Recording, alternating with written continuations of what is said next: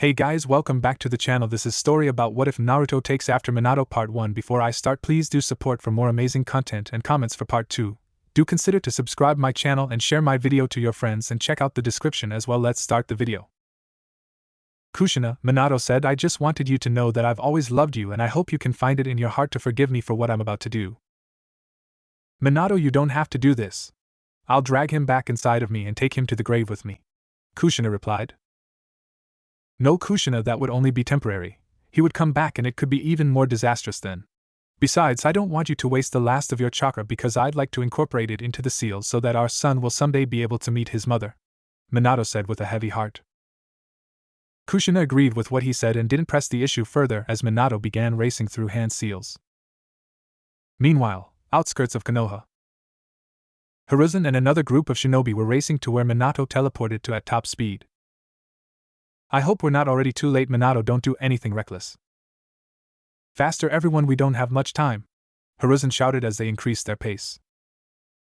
Just as they leapt into the clearing where they could see the QB, he heard Minato yell out the words he hoped he'd never hear. Back with Minato. Dead demon consuming seal.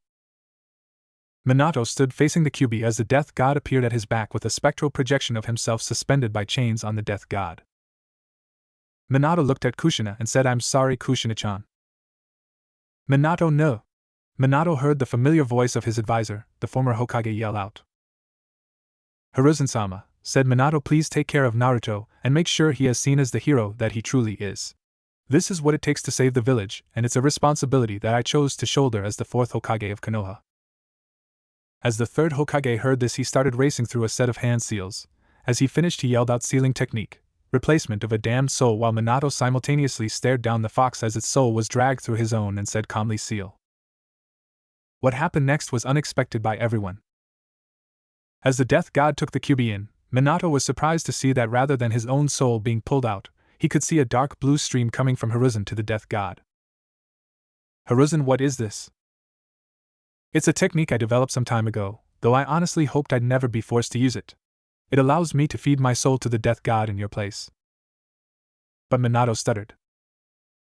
No buts, Minato-kun, you're still young and have a newborn child to see too. I've lived a long life with no regrets, and it's better for me to carry this burden than you. Minato looked down as tears started to form in his eyes. Don't shed tears for me, Minato-kun, I'm happy to give my life in place of yours. Now Minato, finish the 8 trigram seal. Minato complied as he performed the ritual for the 8 trigram sealing technique on baby Naruto. Thank you, Hiruzen, for giving me a chance to raise my son. I am forever in debt to you. I can seal a portion of your chakra along with Kushina's into the 8 trigram seal if you would like, so that one day my son may meet the savior of the shinobi world. Yes, I would appreciate that. Thank you, Minato. Good luck on your future endeavors. You've always been a good Hokage and I trust that you will keep our village safe and prosperous. And with that, the death god as well as Hiruzen and the QB were gone, leaving Minato with his fading wife and his newborn son. He'll always be grateful for this, Hiruzen. The other shinobi that were with Sandaime appeared and shunshined the group away to the hospital. Minato sat at his wife's side as she slowly faded away, despite the efforts of the best medics available. I'm so sorry I was unable to protect you, Kushina-chan. If anything, at least I was spared so that our little Naruto-kun will have one of his parents. I love you and I'll never forget you. Later that night, Hokage Tower. My fellow villagers, said Minato as he pondered his words carefully. Tonight, as you all know, our village was attacked by the QB no Kitsune. He was under the control of a masked man whose identity is unknown as of this time. I managed to strip his control of the QB, and performed the dead demon consuming seal on it, which was supposed to forfeit my own life in order to seal it away. However, as I completed the ritual and the death god started to remove my soul, our beloved third Hokage switched places with me, making himself the payment for the death god's service. We lost several of our shinobi brethren tonight, the third Hokage and my wife Kushina Namikaze included. The QB, however, has been defeated. You can all go home and rest with ease tonight. We will have a further meeting tomorrow morning at 8 a.m. Later on, in the Hokage's office. I can't believe all that has happened tonight. My first son was born. An unknown masked man who appears to be invincible attacked the village with the QB that he released from my wife. I lost the woman whom I loved more than life itself, and Hiruzen sacrificed himself so that I may live to raise my son. Kushina, I'm so sorry that I let you down. I hope that you will find it in your heart to forgive me and that you watch over us always. Hiruzen, I also let you down tonight as your successor as Hokage. I never meant for this to happen to you. It was supposed to be me that gave my life to the death god. Minato sighed to himself as he sat there staring out the window of his office at the village partially in ruins. Suddenly there was a knock at the door. Enter, said Minato. The door opened and Kakashi Hatake stepped in. What is it that you needed, Kakashi-kun? I just wanted to come by and talk, Sensei, Kakashi said as he came over and sat in front of the desk near Minato. Kakashi and Minato sat at the desk and talked about what happened for a few hours while everyone else mourned their losses in their own ways. The next morning, 6 a.m. A knock came at the door of the Hokage's office. Enter, said Minato as he thought about the events that took place last night. The door opened and revealed a man in black ANBU dress with a dog mask over his face, and a tanto strapped across his lower back. Hello, Kakashi-kun, greeted Minato. Kakashi walked in and bowed to Minato. Hokage-sama, I have the final report from the attack last night ready for you.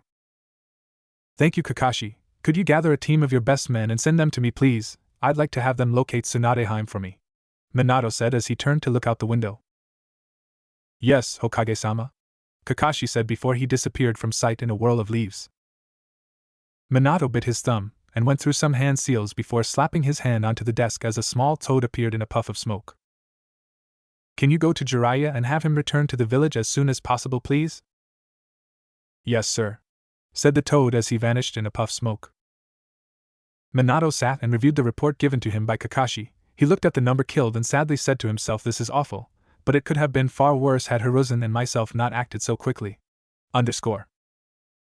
2 hours later, on top of the Hokage Tower.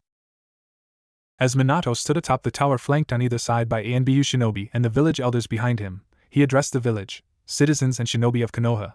I know that now is a time of great sadness and grieving for those lost in the attack. As of now there is an estimated 1,200 dead and 2,300 more wounded during the Kyuubi's rampage. We all lost someone close to us during this attack, and as hard as it may be, we will have to pull together as a village to rebuild ourselves so as to not disgrace the ones we lost. Tomorrow we will begin our reconstruction of the village. As for today, you are dismissed. A week later. The village reconstruction was well underway with everyone helping out and carrying their load, while the ANBU squad was gone in search of Tsunade, and Minato was reviewing various reports. Throughout the week Minato had many visitors come and go for different reasons, so it was no surprise when a knock came on the door. Again, you may enter, said Minato. Kakashi walked in and bowed to the Hokage. Hokage-sama, I just received word that the team of ANBU dispatched has found Tsunade-sama, and are currently en route from the southeastern edge of the Fire Country. Thank you, Kakashi, Minato said as Kakashi bowed and shined away. I need to take a break. I think I'll take Naruto on a walk around the village, Minato thought to himself as he went to get Naruto from his crib and take a stroll around the village to check up on everything. 3 days later, with Minato, Naruto, Jiraiya, Tsunade and Shizen. Minato sat at his seat behind the desk as Tsunade and Jiraiya sat across from him, and Shizen stood beside Tsunade. I'm sorry to hear of what happened, Minato. I caught word of the attack and started this way as soon as I heard, though I'm sure there is plenty more to be heard, said Jiraiya as he sipped on his sake. Sitting her cup down, Tsunade started. Likewise for me, Minato, I heard a rumor of an attack on Konoha and started traveling this way. The rumors were proven true when the ANBU squad caught up with me and said you requested our presence here. Yeah, said Minato as he took a drink of his own sake. I'm sorry about the loss of your sensei. It was never meant to happen that way. I was supposed to be the one took by the death god, but Hiruzen willingly sacrificed himself so that I could carry on and raise my son. Don't worry, Minato, you know this is the way sensei would have wanted it, said Jiraiya. Perhaps you are right, but I can't help but feel bad about it. It's okay, Minato, this is the way the old man would have wanted things to go. Yeah. So, said Jiraiya, when do we get to see baby Naruto? I'll go get him now. Minato walked next door and bowed to the young woman who was taking care of Naruto, and thanked her as he picked up Naruto and walked back into his office with his company. Jiraiya, Tsunade, and Shizen all smiled as Minato sat the baby on the desk for them to see. Jiraiya looked up and said, well, I'll be. The kid looks just like his father. He's even got your blonde hair, said Tsunade as she was tickling his belly. Haha, yeah, I hope he acts more like me too, instead of taking his mother's fearsome temper, Minato said while sheepishly rubbing the back of his head as Jiraiya and Tsunade grinned. The four continued to talk for a while before Minato changed to a more serious demeanor and decided to ask Tsunade for a favor. Jiraiya, Shizen, would you mind giving myself and Tsunade a moment alone? I need to speak to her personally for a moment, said Minato. Sure thing, I'm gonna go check out the village and see how everything is coming along. I'll see you later, Minato, said Jiraiya as he got up to leave the room. Yes, Hokage-sama, said Shizen, and she also got up to leave. So Tsunade, I have a favor I'd like to ask of you, said Minato with a somewhat nervous look on his face. What is it that you need, Minato? Well, I don't really know how to go about this. Just spit it out already. Well, Tsunade, since I lost Kushina-chan, I think Naruto needs a woman figure in his life as he grows. Go on, said Tsunade curiously. I guess what I'm trying to say is, will you stick around the village to help me raise him, kind of like a nanny? I don't know, that's a big responsibility, Minato. I'll have to have some time to think about that if you don't mind. Of course, take your time. Please just give it some consideration, said Minato. And with that, Tsunade left and headed to the bar to think about all that Minato just said. With Jiraiya and Shizen, a few minutes earlier. So what do you think Minato-sama wants with Tsunade? Asked Shizen. Beats me, maybe some political talk, I never was good with that kind of stuff, said Jiraiya. Yeah, you're probably right, I'll see you around, said Shizen as she walked off. See ya, said Jiraiya as he also left. With Tsunade, 20 minutes after she left Minato's office. Tsunade was sitting at a table in the bar, sipping on a cup of sake while she pondered what Minato said to her earlier. I can't believe that he chose me of all people to be Naruto's nanny. Does he really think I'm the right choice? I'm just an alcoholic with a gambling problem, I can't raise a child. Shizen would be a better choice than I would. Maybe I should talk to her later. Oh well, for now I'm just gonna relax for a bit and clear my mind first. As Tsunade was sitting there drinking sake and clearing her mind, Shizen happened along and came up to Tsunade and sat down. Well, Shizen, I was just about to come find you. Need something? Tsunade asked. No, I was just wondering what Minato-sama said to you earlier and I knew I could find you here, Shizen said. Well, actually, that's what I was going to find you for. Minato asked me if I would be Naruto's nanny and I just don't know, admitted Tsunade. You'd make a great mother, my lady, said Shizen. Plus, I'd love to have a little brother. Tsunade thought about it for a minute and said, I don't know, Shizen, I just don't think I'm the right choice. Sure you are, if you weren't, do you think Minato-sama would have asked you? Well, you have a point. Do you really think so, Shizen? Yes, of course I do, my lady. I'll consider it at least. I still need to think about it some more. Of course, just think about it. I'll see you later, said Shizen as she got up to leave. The next day, Hokage's office. Minato sat at his desk doing some more paperwork as he heard a knock on the door. Enter, said Minato as Tsunade walked through the door. So have you thought about what I said, Tsunade? Yes, that's what I came here for, I'll do it. Minato stood up and bowed to her as he said, thank you so much, you don't know what this means to me. What are they talking about in there, I wonder? Said a mysterious voice outside the window. I guess I'll know when the time is right, said the voice as he turned to walk down the wall only to come face to face with the Hokage himself. Spying on the Hokage, are we, Jiraiya? Said Minato with a grin. Well, I was, yes, said Jiraiya as Minato's sweat dropped. Great excuse, sensei, come on and I have some good news. With that, Minato burst into a cloud of smoke as Jiraiya turned back around and crawled through the window. Jiraiya, you moron, don't you know how to use a door? Shouted Tsunade as she went to punch him. Nope. Anyway, what is this news you had for me, Minato? Well, yesterday I asked Tsunade if she would act as a nanny for Naruto, since he needs a woman's influence. And what did you say, Tsunade? Asked Jiraiya. I said that I would do it. Well, it looks like the legendary sucker is finally settling down with a man. Too bad it's not me, I thought we had something special, said Jiraiya with a lecherous grin. Pervert! Yelled Tsunade and Minato at the same time, as Tsunade punched Jiraiya out the window. Elsewhere in the village, Shizen was walking down the street with a bag of groceries in her hands as a person came crashing down in front of her. Without even looking at the person, she said, when will you ever learn Jiraiya? Never. The super pervert's work is never done, shouted Jiraiya as he jumped up and grinned with a thumbs up. Shizen's sweat dropped as Jiraiya started walking back to the Hokage Tower. So Naruto, are you ready to start your real ninja training? Asked Minato as he grinned down at the now 6-year-old Naruto. Naruto dressed just like your average 6-year-old. He had on an orange t-shirt and blue shorts, as well as blue ninja sandals. Of course, Dad. I have to start early if I want to get better than you and take your spot as Hokage. Whoa Naruto, don't get ahead of yourself. That's still a way away. Now what I want you to do is climb this tree, said Minato as he pointed over his shoulder at a tree. But how is that ninja training, Dad? You have to climb it without using your hands, Naruto. How am I supposed to do that? Minato walked over to the tree and started walking up the side of it as Naruto looked down in awe. Cool, how do you do that, Dad? Said the wide-eyed smiling Naruto. You just have to focus your chakra to your feet and use it to stick. Give it a try. Naruto walked over to the tree and started walking up the tree. He made it about halfway up before he lost his footing and fell back down into Minato's waiting arms. That was very good, Naruto. Most people don't get that far on their first try. Try again and see how you do. Naruto started back up the tree, and this time, to his surprise, he stuck good and made it all the way to the top. Well, it looks like the books and small exercises we had him do have paid off well. He has the largest reserves of anyone I've ever seen his age and excellent control as well. He'll make a fine shinobi one day.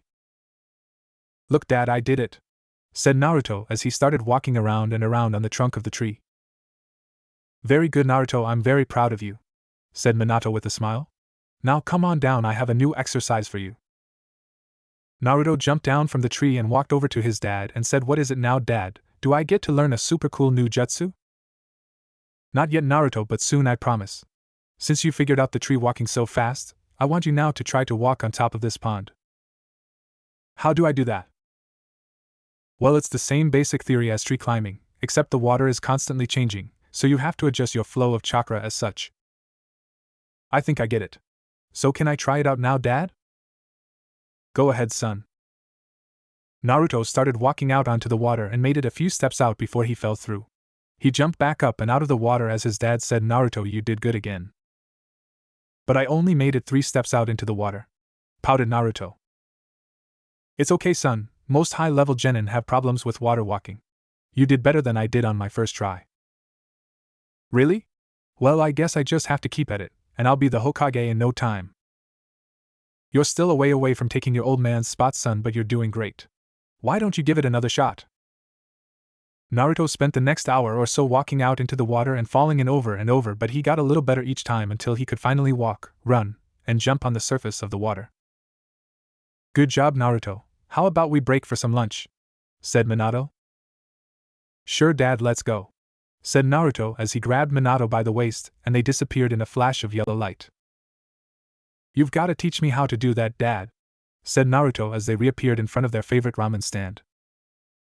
I will one day, son, don't get ahead of yourself, said Minato with a smile as they walked in and sat down at the counter. What can I get for you today? Said a young girl about 10 years old.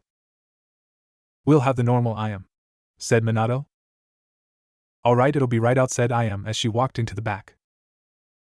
A few minutes later, an older man in his late 30s came out of the back with 4 bowls of ramen. How are my favorite customers doing today? Said the man as he sat down the ramen. We're doing great, Mr. Ichiraku. Me and my dad are finally starting my training to be a ninja, said Naruto. That's good to hear. You aren't being too rough on the boy, are you, Hokage-sama? You know you don't have to call me Hokage. I've been coming here since I was a kid, Tuchi. Yeah, but you weren't the Hokage back then, remember? Said the man, now identified as Tuchi Ichiraku. No, I wasn't, but you can still just call me Minato. If you insist. Thanks, Tuchi. We better get going and start back on the training, said Minato as he laid some money on the counter. See you later, Mr. Ichiraku, said Naruto as they flashed away. So what are we going to do now, Dad? Said Naruto as they appeared back at the training ground. Well, how would you like to know what your elemental affinity is? Elemental affinity? Yes, chakra can be converted into one of 5 different kinds of chakra to perform different jutsu. You can perform a jutsu without having the affinity for that element, but it won't be as strong and will take more chakra than someone who does have the affinity. The 5 affinities are fire, wind, water, lightning, and earth. Each country specializes in one of the elements mostly but can have all types. For instance, we are the fire country, so we have a lot of fire style users, but we also have the other kinds too. Like me, I'm a wind user. Most people have 1 or 2 elements to begin, but can work to get more as they get older. Rarely, people have 3 or more affinities early on. So how do I know what kind I am? Minato took a card out of his pocket and handed it to Naruto. All you have to do is channel your chakra into this card and it will tell you. Naruto channeled his chakra to the card, and to Minato's surprise, the card split in half down the middle, and one side crinkled up while the other side became soggy wet. Wow, Naruto, said a dumbfounded Minato. What is it, Dad? Remember how I said it was rare to have 3 affinities? Yeah, so what did my card say? You have wind, water, and lightning affinities.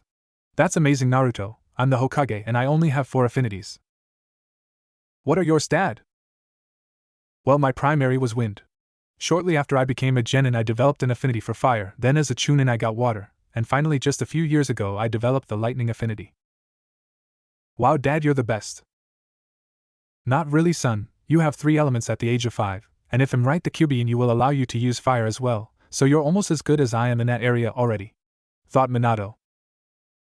So Naruto, how about I teach you a jutsu now? Really? Yes, I think you're ready for it already. It's called Shadow Clone Jutsu. Shadow Clone? That sounds awesome. It is a very useful jutsu, son, but it is a forbidden technique that most jounin can't use efficiently. But with your chakra reserves, I think it should be fine. If my theory is correct, it may also be a good tool to train with, which is why I'm teaching it to you so early. Wow, Dad, you really think I'm ready? Yes, I do, son. You've did really well this past year on all of the smaller things, so you've earned it. Cool. What do I have to do? Just do the cross-hand seal and focus your chakra into making copies of yourself. Now you have to be careful. The reason many jounin can't do this jutsu is because it takes a lot of chakra to make more than a few clones. Go ahead and give it a try. Naruto placed his hands in the seal and concentrated for just a second, and then once again Minato was utterly shocked at what happened. Standing before him was almost 1,000 clones of Naruto. Wow, son, you have surprised me again. Did I do something wrong? Oh no, of course not. This is great. You have the chakra to make 1,000 clones, and you don't even look tired. So that's a good thing? Yes, I don't even think I could make 1,000 clones, son. Wow, really?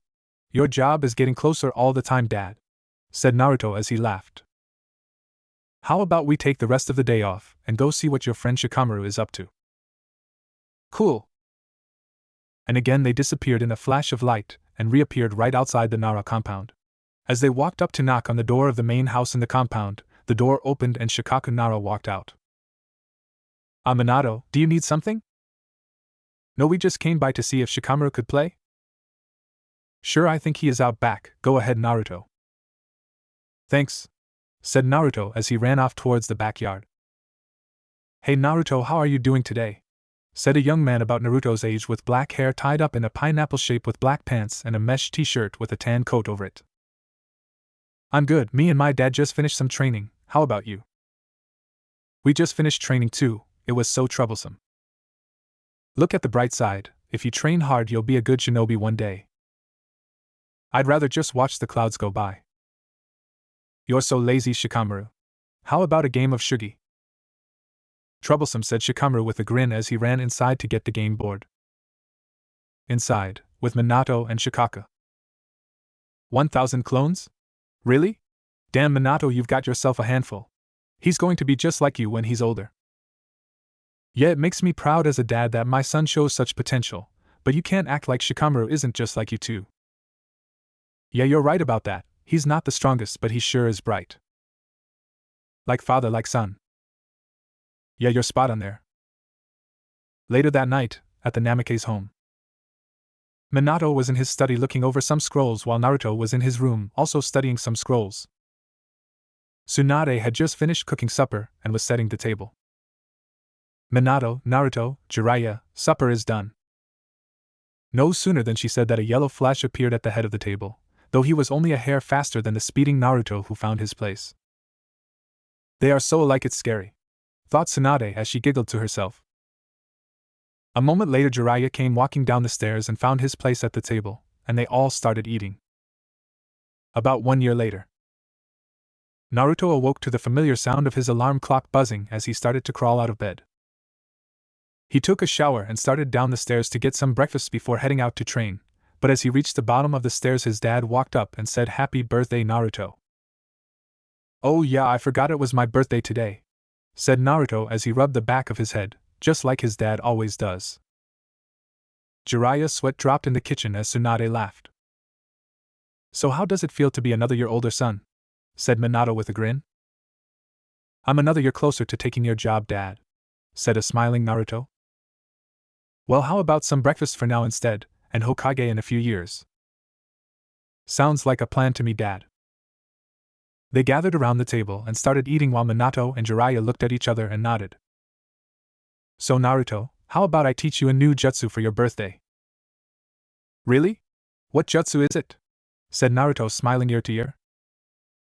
"You'll see," said Minato with a grin. "Okay, when do we start?" "After breakfast, I've got some work to do at the office, but Jiraiya will get you started and I'll join you when I'm through, okay?" "Yeah."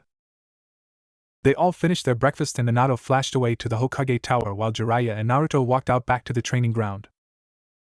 "So what jutsu are you gonna teach me, Uncle Jiraiya?"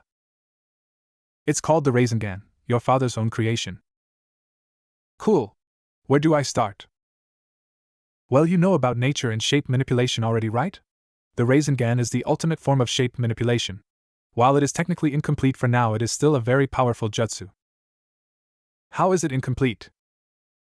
"Well, like I said, your father made the jutsu. It took him 3 years to get the Rasengan down, however his intentions are to add nature manipulation to it, which he is still trying to perfect." "I see. Maybe if I learn it I can beat him to it," said Naruto as he jumped up and down. "Setting a big goal for yourself, aren't you, kid?" "Of course, the Hokage has to be the best in the village, so I'm starting now." "Okay then, sounds good to me," said Jiraiya as he pulled out a water balloon and tossed it to Naruto. "First thing I need you to do is gather your chakra inside this water balloon and spin it to make the balloon pop. Don't be disappointed if it takes a while, remember, it took your dad 3 years to make, and it took me a whole year to learn it from him." "Okay," said Naruto as he started rotating chakra in his palm.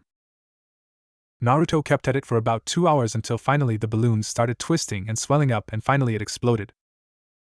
"Wow, good job, Naruto, you got the first step in only 2 hours. It took me weeks to pop the balloon." "Cool, what's next?"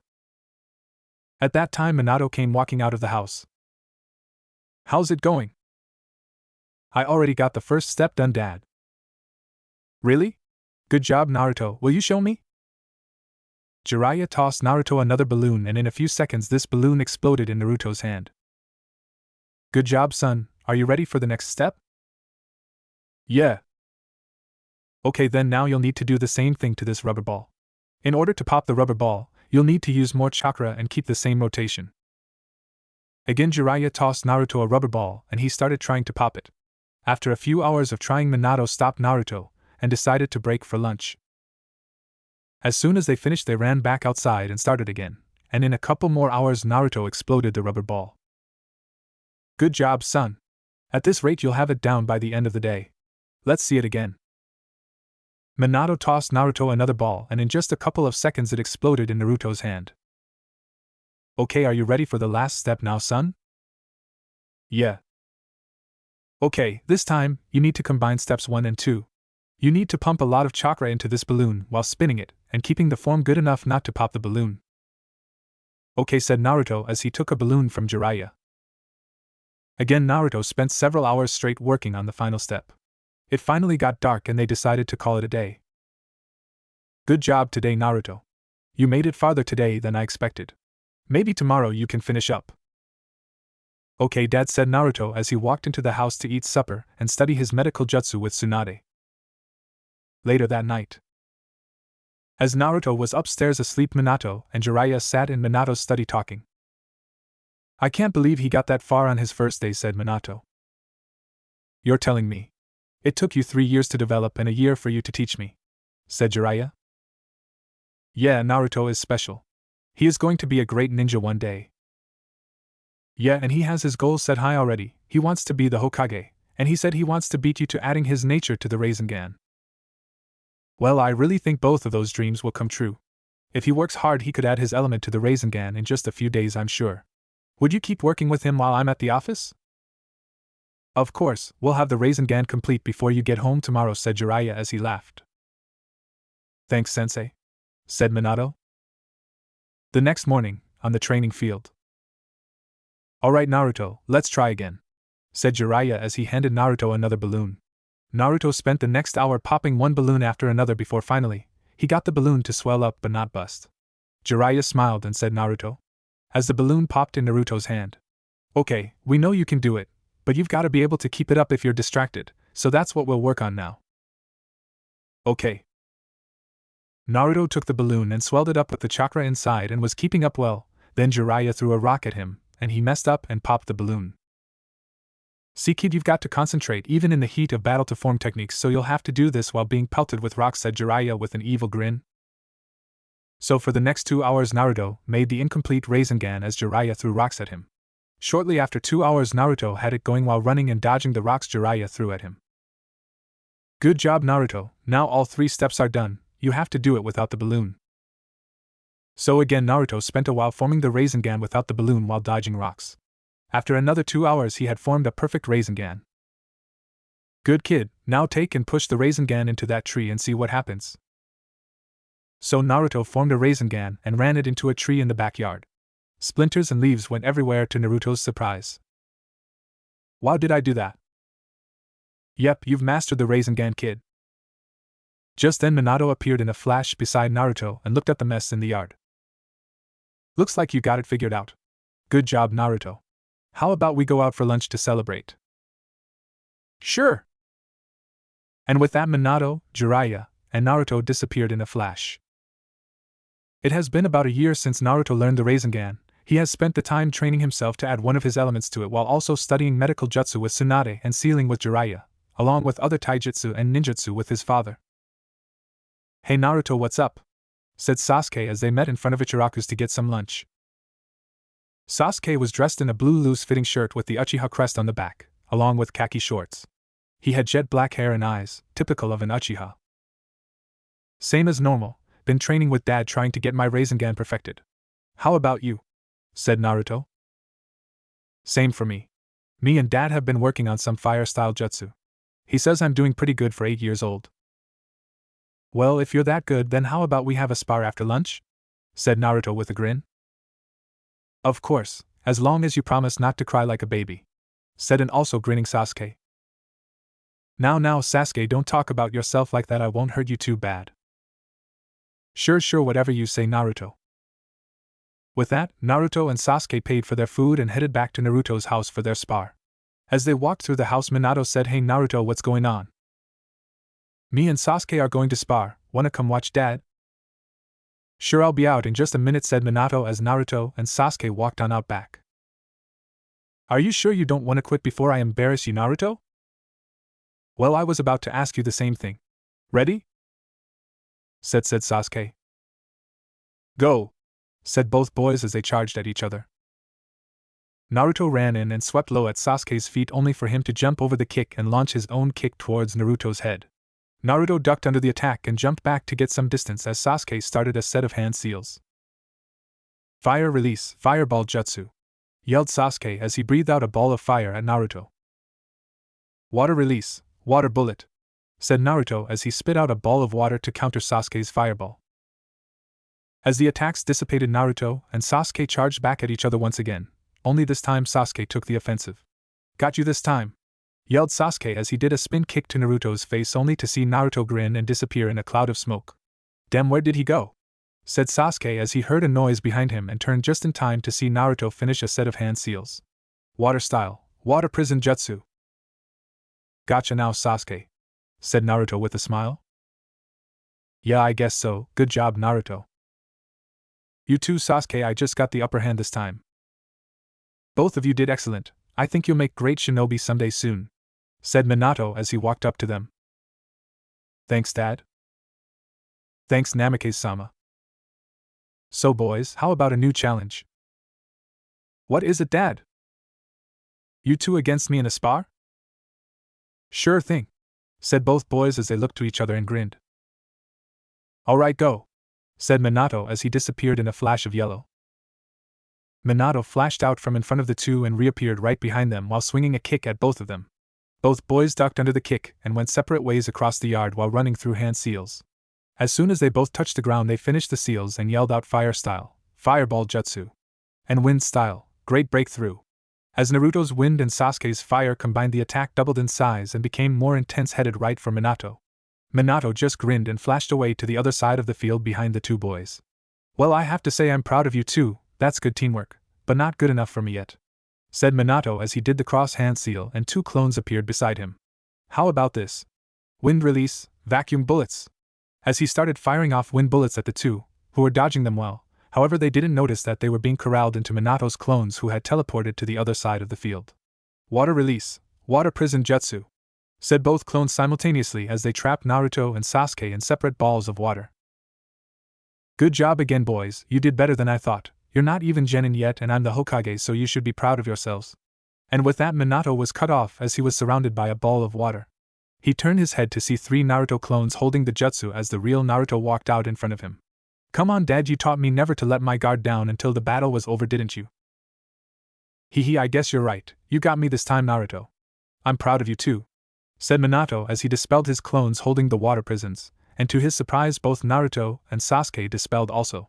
So they were both clones? Yep, we had a backup plan, said Sasuke as he jumped down out of a tree. With that, Naruto dispelled his three clones and the water prison, freeing Minato as he stood back up with a grin.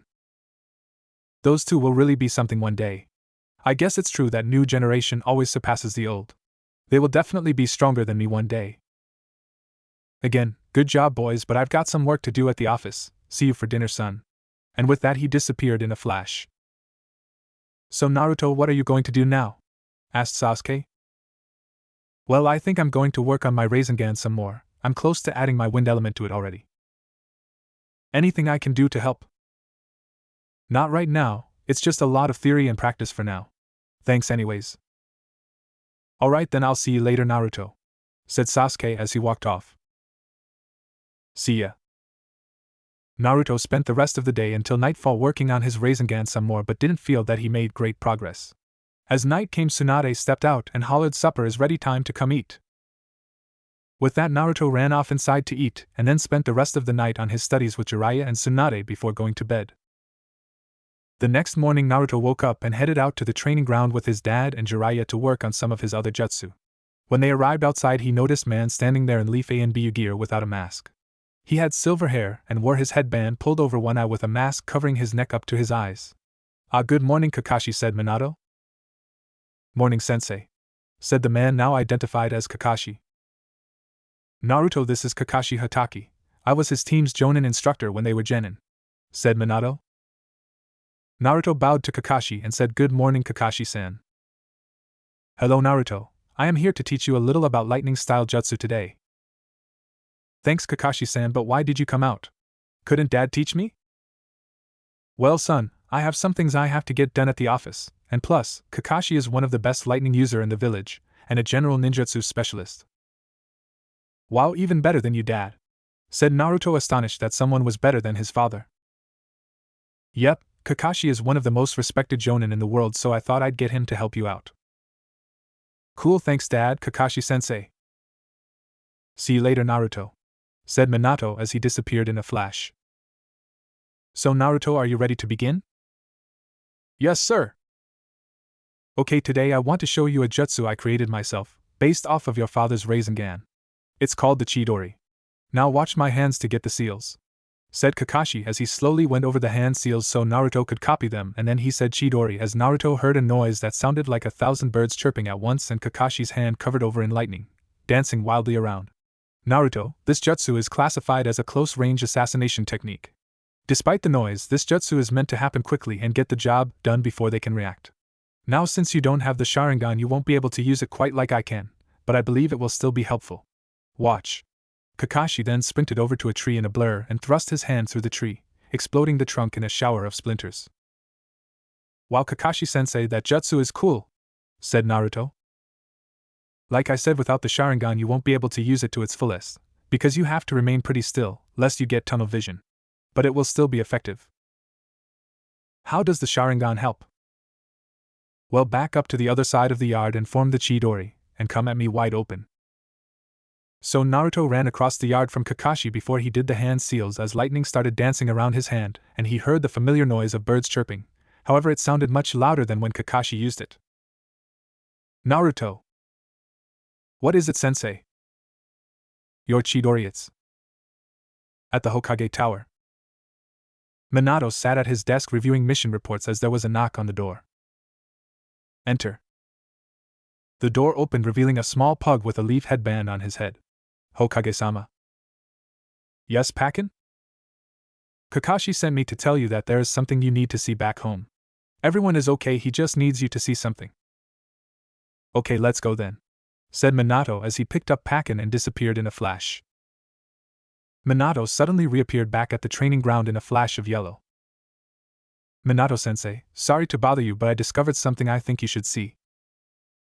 "What is it, Kakashi?" "Naruto, fire up a Chidori." Naruto ran through the hand seals and said Chidori, as the lightning started jumping around his hand and screeching like 1,000 birds. "See what I meant?" said Kakashi with a puzzled look. "Yes, I don't know what to make of it myself." "Is something wrong?" said Naruto, who started to look sad. No, son, there's nothing wrong, it's just that your lightning is rather special."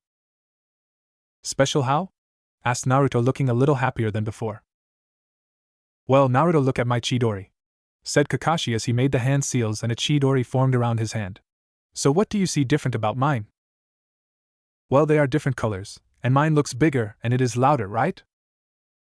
"Yes, Naruto, I think we need to have a talk real quick," said Minato as both Naruto and Kakashi's Chidori died off. Minato then started to explain to Naruto how he had to fight the Kyuubi and seal it inside of him to save the village. "So I have the Kyuubi inside of me?" said a confused Naruto. "Yes, son, I had no choice, I hope you understand." "Of course, Dad, if I expect to be the Hokage, that means I have to do whatever it takes to protect the village." "That's very mature of you, Naruto, I'm proud of you. Well, the point of all of this is that we think the Kyuubi's chakra may be influencing your lightning style. Notice how Kakashi's was a light blue color but yours was dark red? The Kyuubi has that color chakra." "So what exactly does that mean, Dad?" "Well, we don't know for sure right now, but I believe it will make your lightning style attacks much stronger than normal without drawing from your own reserves." "So that's a good thing then, right?" "Yes, I believe so. How about you try out your Chidori on that tree right there?" said Minato as he pointed to a large tree a few yards away. "Okay, Chidori," said Naruto as the demonic Chidori wrapped around his hand and lower arm. He dashed off at the tree and slammed his hand into the trunk of the tree, and it exploded in a bright ball of red lightning. Once the light and smoke died down, Minato and Kakashi stared on in awe at what they saw. Starting at the tree Naruto hit with his Chidori, there was a massive crater 20 feet wide and 50 feet long smoking in front of him. "Wow," said both Minato and Kakashi. Jiraiya ran out of the house to see what shook the walls, and when he seen the crater he said, "Damn. What happened out here?" "A demon lightning Chidori," said Kakashi. "Naruto did that," said Jiraiya, pointing at the crater. "Yes," said Kakashi and Minato. 3 months later. Minato and Kakashi had warned Naruto about the destructive power of his Chidori and had told him not to use it unless it was an emergency, because of the damage to the target, along with the dangerous tunnel vision Chidori causes if used at long distance. Naruto has continued his training, and by this point he is already a Chunin-level medical ninja, as well as one of the best seal masters in the village. He knows that he still has work to do to get better, and he doesn't treat anyone like they are beneath him. He has a lot of friends as well as quite a fangirl base when he goes out. He knows the fangirls are only going to get worse because he is starting at the Ninja Academy in 2 months. "Naruto, are you excited to start at the academy in a couple of months?" said Minato. "Yes, I already know most of the stuff they are going to teach, but I'll enjoy the chance to be around my friends still." "That's the spirit, Naruto, I'm glad you see it that way. So, how about we start teaching you another jutsu since you're fixing to become a ninja?" "Sure, Dad, what jutsu now?" One of my personal creations, the Flying Thunder God. Wow, really, you think I'm ready for that one? Yes, but if you don't think you're ready, then I guess we'll just have to. No, I think I'm ready, thanks Dad. So for the next 2 months Naruto and Minato worked on the Flying Thunder God. About 2 weeks before school was scheduled to start, Naruto could use the Hiraishin, but he hadn't mastered it yet. He couldn't teleport quite as far as his dad, but his distance is getting better, and he also wasn't as fast. Something that Minato took note of was that, like his Chidori, instead of a yellow flash, Naruto disappeared and reappeared in a red flash. With the remaining 2 weeks Naruto continued training his various jutsu and seals, though he decided to take a break from medic jutsu for a while. During this 2-month period Naruto had also changed his appearance. His spiky yellow hair had grown out longer, almost a perfect match to his dad's. He wore a gray t-shirt with red sleeves and gray pants with a red stripe down each leg. He had a coat similar to his father's, but he was waiting until he graduated to wear it. It was a long coat just like Minato's, but it had the kanji for Konoha's red flash instead of yellow flash. Naruto went to bed early this night, because tomorrow was the big day. His first day at the Ninja Academy. Naruto woke up early today, exited about his first day of school. He went downstairs to have breakfast with the family while they talked as normal. So son, are you ready for your first day of school? Asked Minato. You betcha I am. Naruto, I'm proud of you. Today is your first day at the academy, and you're already very strong. I'm glad it hasn't gone to your head. Jiraiya added in. Of course, Uncle Jiraiya, I know I'm strong, but I'm nowhere near strong enough to protect the village and my loved ones yet. That boy is just like his father in every way. He is destined for great things, thought Jiraiya. Well, Naruto-kun, I'm proud of you too. I've watched you over the years grow into a fine young man, said Tsunade. Thanks, Aunt Tsunade, said Naruto with a smile. Well, son, are you ready to go now? Yeah, yelled Naruto as he jumped up and ran out the door. Minato and Naruto walked toward the academy, taking their time since they had a little while to spare. As they arrived at the academy, they ran into Ino, Shikamaru, and Choji, along with their parents who were talking to each other. Hey Shikamaru, Ino, Choji, what's up? Said Naruto. Hey Naruto, said all three at once. Greetings, Hokage-sama, how are you today? Said Shikaka with a grin. Oh come on Shika, cut the Hokage crap. As you wish, Hokage-sama, I only wish to show our children how to respect their superiors. Minato pulled Shikaku in close and whispered, keep it up and I'll be having a little talk with Yoshino about where you go every Wednesday. As he let a small grin show. Leave her out of it, Minato, that would be way too troublesome. Thank you, said Minato. Chusa and Noichi, how are you two today? I'm doing fine, Minato, how about yourself? Said Inoichi. Great, I'm glad all of our kids get to start the academy at the same time.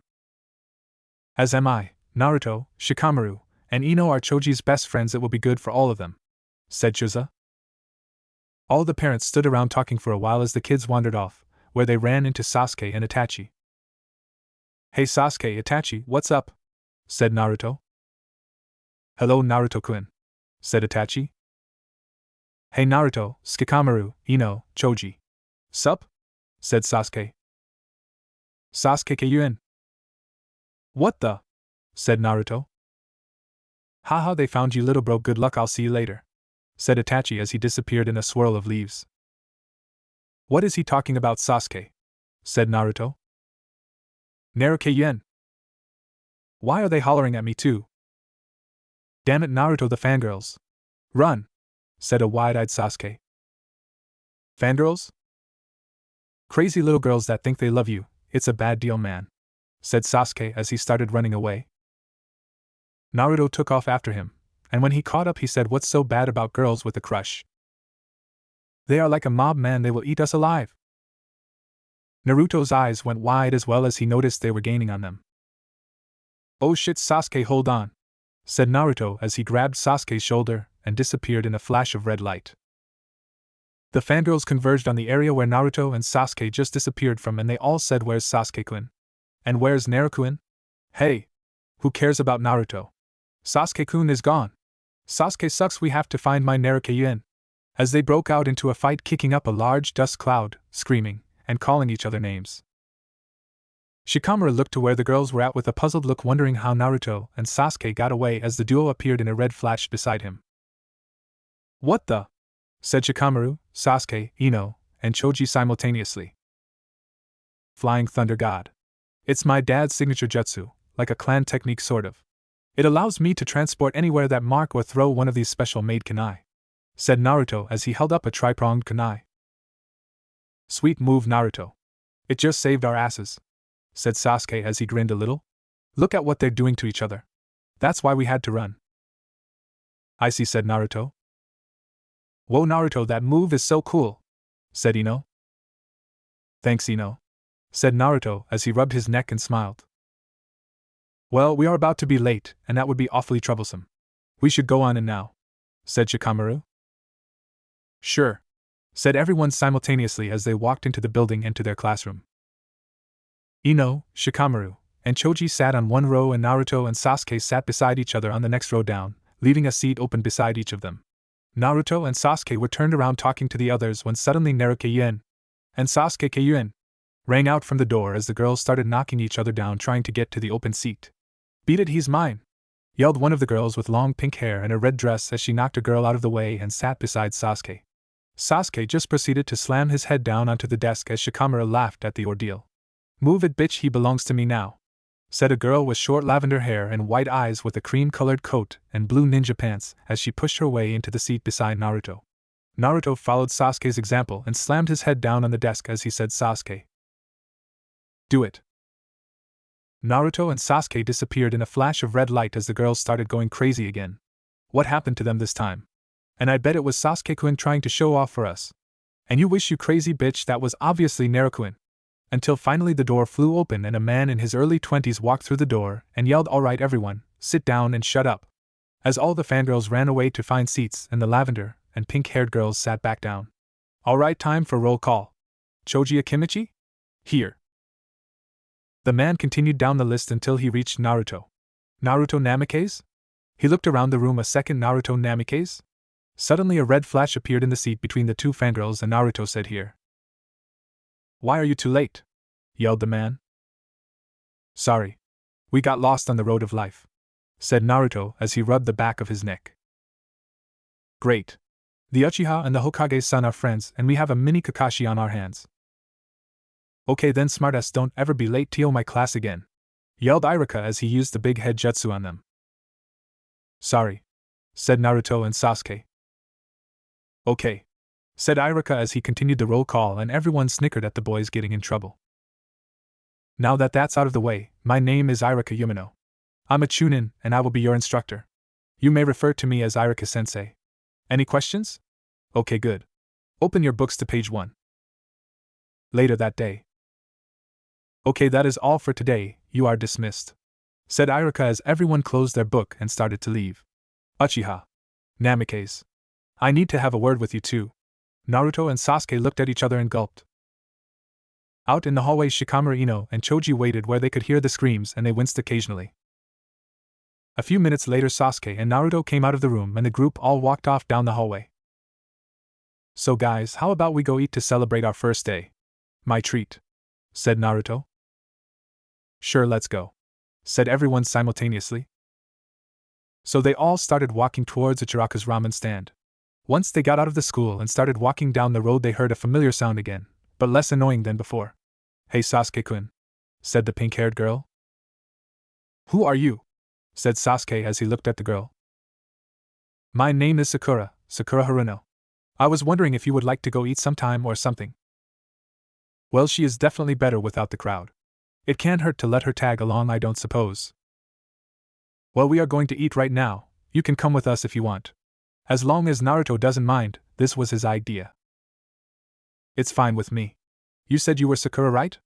I guess you already know that this is Sasuke, I'm Naruto, and this is Ino, Choji, and Shikamaru, as he pointed at each respectively. Hi Sakura, said Choji and Ino. Troublesome, said Shikamaru. Well, let's carry on, shall we? Said Sasuke.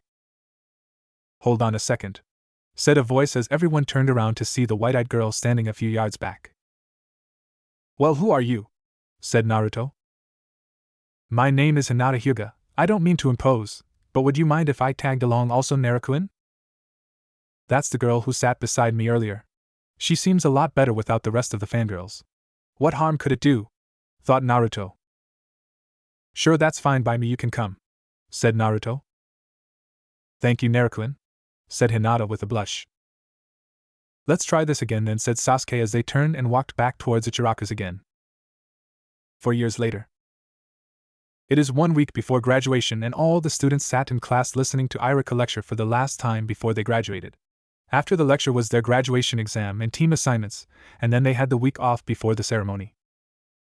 Over the years, Naruto has now mastered the FTG on his father's level, along with finishing his wind style, Rasengan, and showing his dad how he did it, which enabled him to complete his own. Naruto also combined his lighting element to the Rasengan as well, which his dad has yet to accomplish. Naruto has picked up many wind, lightning, and water jutsu, deciding to be proficient in all 3 rather than master one while he is weak in the others. Sasuke has also become very strong over the years. Aided by his brother Itachi, he has become a master of fire-style techniques. He has also awoken his One-Tomo Sharingan. Sasuke has recently discovered that he has an affinity for lightning also, so Kakashi helped him along with some lightning jutsu. Sasuke and Naruto have worked together and complement each other greatly, with Naruto's wind and water, and Sasuke's fire and lighting. They have developed a few collaboration techniques, and as a duo they are feared even by many jonin in the village. Naruto's other friends have also gained much ground with their clan techniques as well as some other skills. Well, that's it everyone. We are officially done with lectures for the year. In a few moments myself and Mizuki-sensei will begin to call you 2 at a time into the next room for your graduation exam. Everyone understand? Said Irika. Meanwhile, at the Hokage's office. So have you considered my offer, Itachi? Said Minato. Yes, Hokage-sama. While it is untraditional, it will allow me to keep my little brother and his best friend safer. If you don't mind me asking though, why did you decide to do this? Well, it's clear that Naruto and Sasuke are in a league of their own, and I fear that putting them on a normal genin team would inhibit their skills. I believe them to be high chunin, low jonin level already. They actually remind me of you at their age, Itachi. Well, Hokage-sama, I would be honored to teach them alongside Kakashi. Thank you, Itachi. You and Kakashi will meet them there at 5 p.m. today. Yes, sir. Will there be anything further? No, you are dismissed. And with that, Itachi disappeared in a swirl of leaves. Back at the academy, Irika stepped in the door and said, Namikaze, Uchiha, your turn. Come on. Naruto and Sasuke got up and grinned at each other before walking down the stairs and out of the room with Irika. When they arrived in the testing room, Mizuki called out, Namikaze, you'll be with me. As Irika said, that means I've got you, Uchiha. For your graduation exam, I want you to make 2 clones, and henge one into me. You may begin. Sasuke smiled and 2 clones appeared at his side, one in the form of Irika.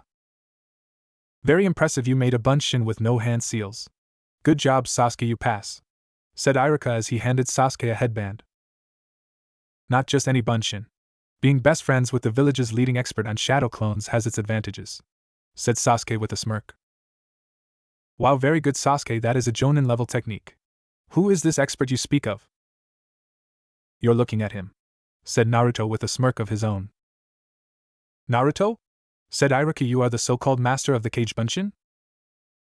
Yep, said Naruto as 3 clones suddenly appeared, one in the form of Irika, one as Mizuki, and the last as Sasuke, with the Irika and Mizuki clones sitting in the seats where the original ones previously were, compliments of a Kawarimi. Well then, you are both very impressive then. You pass too, Naruto, said Irika as he handed Naruto a headband. Congratulations, Naruto, said Sasuke. You too. I didn't know you could do clones without seals yet though. Yeah, I've been keeping it a surprise, said Sasuke as he smirked. The 2 walked out of the room and back to their own to await the team announcements, while Irika and Mizuki continued the testing. So Sasuke, did you feel anything off about Mizuki-sensei? Yeah, I did get a bad feeling about him. I wonder what he's up to. I'm not sure, but we should find out, said Naruto with an evil grin as a clone appeared beside him. Naruto reached up and whispered something to the clone and it disappeared in a flash of red. Back at the Hokage's office, Minato sat at his desk taking break on one of the rare occasions that his paperwork was caught up when suddenly a red ball of light appeared in front of his desk. Naruto, what are you doing here? The clone bowed and said, Hokage-sama, I am just a clone. Naruto told me to come inform you that there may be something going on with Mizuki-sensei. Care to elaborate on that? Sir, both your son and Sasuke felt something off when they went in the room with him to take their final. They are not sure what is going on but felt that you should know just in case. Naruto also told me to request permission for him to investigate further into the issue. Alright, permission granted, but make sure to be careful with it, and call if I am needed. Yes, sir, said the clone as it poofed away into smoke. Well, just passed his Genin final and you're already sending him off on an A-rank mission with only another Genin, said a voice from behind Minato. Yes, sensei, I have had some reports of strange behavior from Mizuki lately but nothing concrete. If those two were able to sense bad intentions from him, then maybe they can get to the bottom of it. Besides, you forget that they will only be Genin for a couple of weeks. We are going to field test them and promote them both as soon as possible. Yeah, politics and the whatnot, said Jiraiya as he grinned at Minato. Back at the academy. So what's your plan, Naruto? Said Sasuke. Well, I feel as if he has something in mind for very soon. Possibly involving one of the Genin candidates, maybe? You could be right, but what would a Jonin need a Genin for? Naruto's eyes went wide as he said infiltration.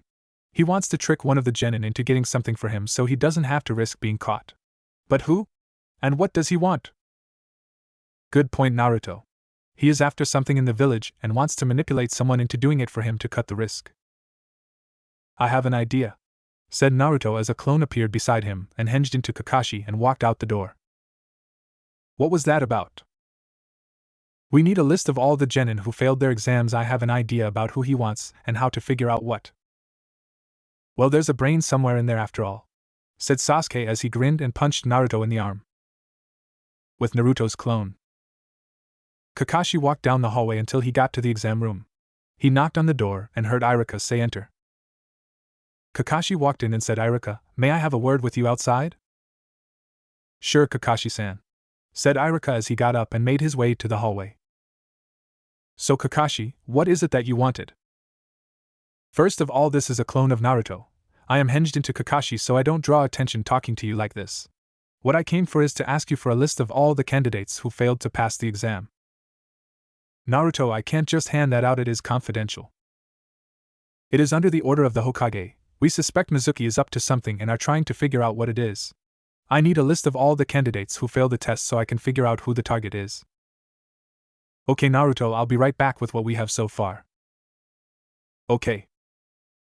Iruka walked into the room and returned a moment later with a piece of paper with several names written on it. Thank you, Iruka-sensei. Here, I want you to take this for now, said Naruto as he handed Iruka a paper tag with a seal for the FTG on it. If you find out anything about what he is up to, channel some chakra into that seal and it'll come as soon as I can. Okay, Naruto, be careful, said Iruka as Kakashi walked off back towards the classroom. Back in the classroom. Naruto and Sasuke were sitting there discussing more about Mizuki when suddenly the door opened and Kakashi walked in. Hello, Kakashi-sensei, what brings you here? Said Naruto convincingly. You have received an important message from the Hokage, said Kakashi. Ah, thank you, sensei, said Naruto as he stood up and bowed to Kakashi, who then shunshined to outside of the room before dispelling himself. Well, good job on that one, Naruto, said Sasuke as they looked at the paper. Naruto quickly took a pen and copied the list of names and made another clone beside him. I need you to take my reply to the Hokage, said Naruto. Yes, sir, said the clone as it walked out the door before disappearing in a red flash. At the Hokage office. The clone appeared in front of Minato's desk as Minato said, What is it that you've found, Naruto? Sir, I have a list of names here that Naruto wishes to receive information about. What kind of information does he request? Naruto wishes to know about the home life of all of these people, as well as any past questionable acts or run-ins with ANBU. Okay, I can do that, hold on for just a minute, said Minato as he turned to his computer and started typing before he printed off several pages and handed them to the clone.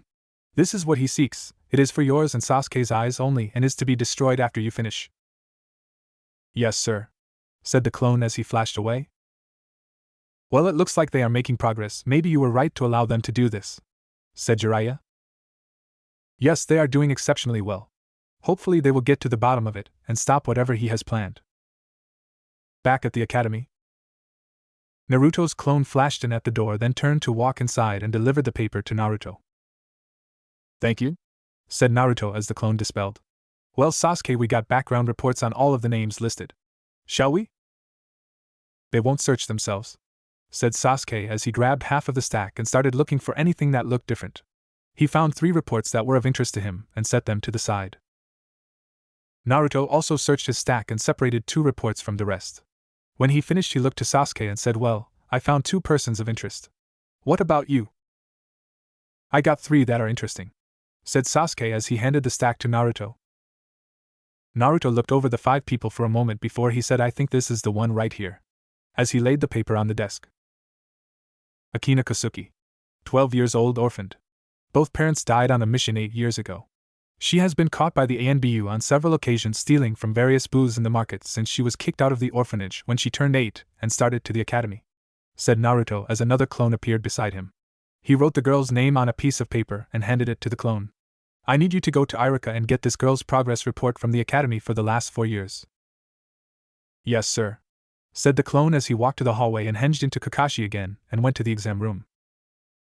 He knocked on the door and stepped inside and said, "Sorry to keep interrupting you, Irika, but may I speak with you again?" Irika nodded and walked out to the hall with Kakashi. "What do you need, Naruto?" "I need the progress report for this girl for her 4 years at the academy. By the way, you are sworn to secrecy about this matter as of now until we figure out what is going on." "Okay, follow me to my office and I'll get the report for you." Irika and Kakashi walked down the hall to Irika's office where he printed off a 4-year report on the girl and handed it to Kakashi, who walked to the door as he changed back to Naruto and went inside and handed the papers to the real Naruto. "Thank you," said Naruto as the clone dispelled. "Well, it appears that the girl struggled to stay afloat all throughout school, but she did excel at stealth techniques and henge. That fits the profile that Mizuki would need to infiltrate something. So now we have a who, we still need a what though. I've got an idea for that. We need to find her. Mizuki will likely go after her once the exams are done. We need to find her first and have one of our clones henge into her. He will make his offer to her, and then we will have our what. After that, all we have to do is set a trap." "Good idea. Seems I'm not the only one who has a brain at this table," said Naruto as he laughed. "Let's pay a visit to the Hokage." Naruto put his hand on Sasuke's shoulder and disappeared in a red flash, only to reappear in front of the Hokage. Sasuke bowed as Naruto said, "Dad, I think we found Mizuki's target, or at least part of it. We came to get your opinion before we continued on, though." "What have you learned?" asked Minato. "Well, there's a girl our age from another class. Her name is Akina Kasuki. She is orphaned and was kicked out of the orphanage 4 years ago. Since then, she has apparently turned to stealing to get by on. She struggled in the academy in all fields except stealth and the henge jutsu. We believe that Mizuki intends to manipulate her somehow into infiltrating somewhere to get something for him. That way he is out of the fire, so to speak. We plan on talking to this Akina girl and then henging into her so that when Mizuki comes to offer the deal, we will know what he wants, as well as gain evidence against him," said Naruto. "Very well, you have my approval on the matter. You two have done exceptional on this, especially for only being genin for less than 2 hours," said Minato with a grin. "You may leave now, report back with any findings." "Yes, sir," said both boys as they disappeared in a flash of red. "Damn, Minato, you better watch it, he's gunning for your job hard now. That's a damn impressive investigation judging from his report. You were definitely right to let them go ahead with this," said Jiraiya. "Yeah, I know, it makes me proud both as a father and as the Hokage. My boy will be a damn fine Hokage when his time comes," said Minato as he smiled big. Back in the village with Naruto and Sasuke. Naruto and Sasuke were looking for the address they found for the girl in one of the not-so-nice neighborhoods in Konoha. After about 10 minutes of looking, they found the house they were looking for and knocked on the door. "1 minute, please," said a feminine voice that sounded sad. A second later, a young girl that looked like the picture of Akina, only less healthy and a bit older, opened the door and quickly stepped out and shut the door. "How may I help you today?" "Are you Akina Kasuki?" asked Sasuke in a friendly voice. "Yes, why?" "We would like to talk to you for a moment if you don't mind." "How about some lunch?" said Naruto. "I'm Akina." "My treat. So how about it?" "I'm sure that will be fine. I'll be right back, okay?" said Akina as she quickly opened the door and disappeared, and then a moment later came back looking like she cleaned up a bit. So Akina, what would you like to eat? Said Naruto. Anything is fine with me, I just realized I never got your names. I'm sorry, said Akina as she looked down at the ground. Oh sorry, where are our manners? My name is Naruto Namikaze and this is my friend Sasuke Uchiha. But anyways, you pick anywhere you want to go, and we will follow. You mean Naruto Namikaze, the son of the fourth? And Sasuke Uchiha, the brother of Itachi Uchiha? You two are quite famous among genin and academy students, said Akina as she led them into a barbecue joint a few blocks from her house, in the nicer area of the neighborhood. Yeah, that's us, but we are just normal people. Regular genin, so don't try to treat us as special or anything please, said Sasuke. They all sat down at a table and ordered their food as they talked a bit about nothing. Once the food came, Naruto ran through a couple of hand seals as a barrier of red chakra formed around them and disappeared as Akina looked at him fearfully. Don't worry Akina, it was just a privacy jutsu. As we said earlier, we need to talk to you about some sensitive issues. Like what? Well Akina, to begin, we are led to believe that Mizuki-sensei plans to use you for something. What we are not sure yet, but that's why we came to talk to you. Mizuki hasn't spoken to you since the exam, has he? Asked Naruto. No, he hasn't. Wait, yes, right after my exam he told me that he would give me a chance to retest. He told me to meet him at Training Ground 18 at 8 p.m. tonight. Does that have anything to do with what you guys want? Yes it does Akina. He was lying to you about the retest. You can only retest in the academy. 3 days from now they will have a retest, and you can take it then. But tonight he was trying to get you in trouble. If you agree to help us, we will help you pass your exam and graduate with us Friday. Sound good? What do you need me to do? We need your permission to henjin to you and go to this meeting with Mizuki. If you agree, we can find out his plan and stop him as well as get evidence against him, said Sasuke. Okay, I agree. Thank you guys so much for keeping me out of trouble. I get into enough of it on my own, said Akina as she frowned and looked like she was about to cry. Akina, I want you to take this, said Naruto as he pulled out some money, and get a hotel for now. If for some reason we fail to capture Mizuki, then he will know where you live and may try to harm you. So there is plenty of money there for a hotel room and some food for 2 days. If something happens, we can go from there. Thanks for your help. We will each leave a clone to help you get a couple of things from home if you need, as well as to let us know where you're staying so we can find you if we need to talk anymore. With that they finished eating and each left a clone with Akina and flashed away to the Hokage's office.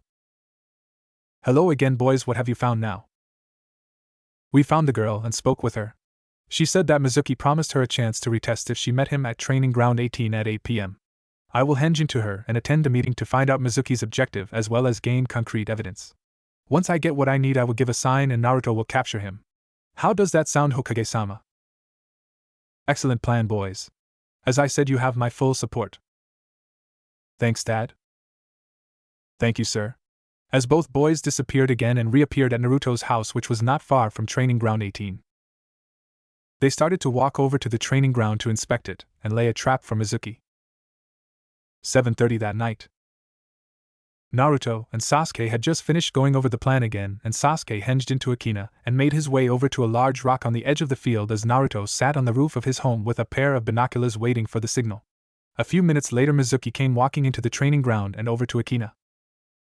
I'm glad you came, Akina. Are you ready for your test? Akina nodded her head and said, yes, sensei. What do I have to? What you are to do is to break into the Jutsu archive in the Hokage Tower and get the scroll of Forbidden Seals. Once you get it, if you can learn any one jutsu from the scroll, you will pass. There is a clearing 1 mile northwest of the village. I will be waiting there for you at 2 a.m. If you can learn a jutsu from the scroll and demonstrate it to me by 2 o'clock, then you will pass and be a genin. Do you understand? Yes, said Akina as she bowed deeper than normal to Mizuki. At that exact moment there was a bright flash of red light in front of Mizuki as he was sent flying backwards from a fist in his gut. Before he knew what happened, there was another flash behind him and he was drove into the ground hard, forming a small crater around his body. No sooner than he hit, a giant white hot fire ball was sent flying at him. He noticed it in time and ran through some hand seals and yelled, Earth style, Earth dome. As a dome of mud encased him. He let the dome fall and jumped out onto the ground and looked around but found no one around, when suddenly a red flash appeared in front of him and kicked him high into the air. As he was flying up, Naruto started going through some hand seals and focusing his chakra, while Sasuke jumped above Mizuki and kicked him down, sending him flying towards the earth. As soon as he hit, Sasuke was on him again. An axe kicked him in the stomach, sending him further down into a crater. As soon as he stood up to walk out, he was surrounded by a ball of water as Naruto said water style, water prison jutsu. Sasuke then walked up to the dome and looked at Mizuki as Mizuki yelled, "You little bastards, you're just genin, how the hell did you beat me?" "Well, first of all, we're no ordinary genin," said Sasuke. "And second, even the mightiest of warriors can be brought down with a good strategy. You didn't even know who we were until we caught you and I revealed myself," said Naruto. With that, Naruto dropped the water prison and instantly appeared behind Mizuki and hit a pressure point on his neck, knocking him out instantly. Sasuke quickly tied him up and kicked him in the ribs for good measures. Naruto walked up and put one hand on Sasuke's shoulder and another on Mizuki as they disappeared in a red flash. Minato looked up as a red flash appeared in his room, and as it faded he seen his son and Sasuke standing over an unconscious Mizuki, as Naruto began his report of what happened. "Great job catching this traitor, boys. You guarded one of the biggest secrets of our village by taking him out. I'm proud of you both. Now here is your pay for an A-rank mission." "Thank you, Hokage-sama, it was our honor to catch this scum who would take advantage of a poor girl with a broken spirit." "Thanks, Dad, and Sasuke is right. He is a piece of shit for trying to prey on her emotions. She's got it hard, Dad. Is there anything we can do to help her?" "Well, I could give her pay for an A rank since she had a part in this mission as well." "Well, if that's the case, I'd like to put a bounty on Mizuki and pretend that we were never here and that she brought him in," said Naruto as he handed his money back to his dad. "Same goes for me. I'll match Naruto's bounty. Shall we deliver the pay as well as the bounty to Akina, sir?" "Yes, that will be fine, Sasuke. You and Naruto report back here at 8 a.m. tomorrow to receive her package. By the way, that was a very mature thing to do, both of you. I'm so proud of you."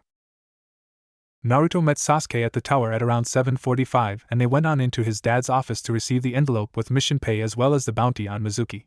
Minato gave them the package and they walked out on their way to the hotel that Akina was staying at. Along the way they were talking just like old friends do, wondering who would be on whose team. There was no chance that they would be on the same team, since traditionally, the Rookie of the Year would be paired with the Dobe of the class, along with the best kunoichi, just to balance things out. Since Naruto was number 1 and Sasuke was number 2, they probably wouldn't be paired up. Pretty soon they arrived at Akina's hotel and knocked on the door. She came to answer it and looked happy to see who it was. "Good morning, guys," said Akina with a smile. "Morning, Akina," said Sasuke. "Good morning," said Naruto. "So what brings you out here so early?" asked Akina. "Well," said Sasuke, "we have a surprise for you." "A surprise?" "Yep, since you helped take down an immediate threat to the village, you were awarded the pay for an A-rank mission. Also, there was a bounty of 20,000 Ryo on Mizuki that you get. So all in all you just got 30,000 Ryo," said Naruto as he smiled at her. Sasuke handed her the envelope and she opened it, and looked inside and then looked back at Naruto and Sasuke and just threw herself at them and hugged them both and started crying. "Why are you crying, Akina?" asked Sasuke.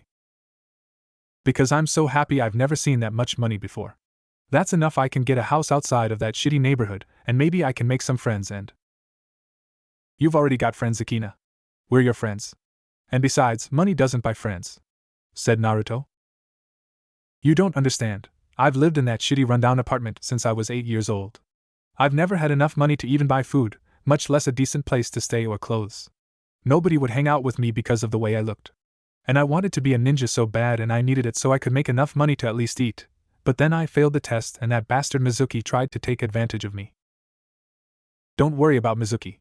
He got what he deserved.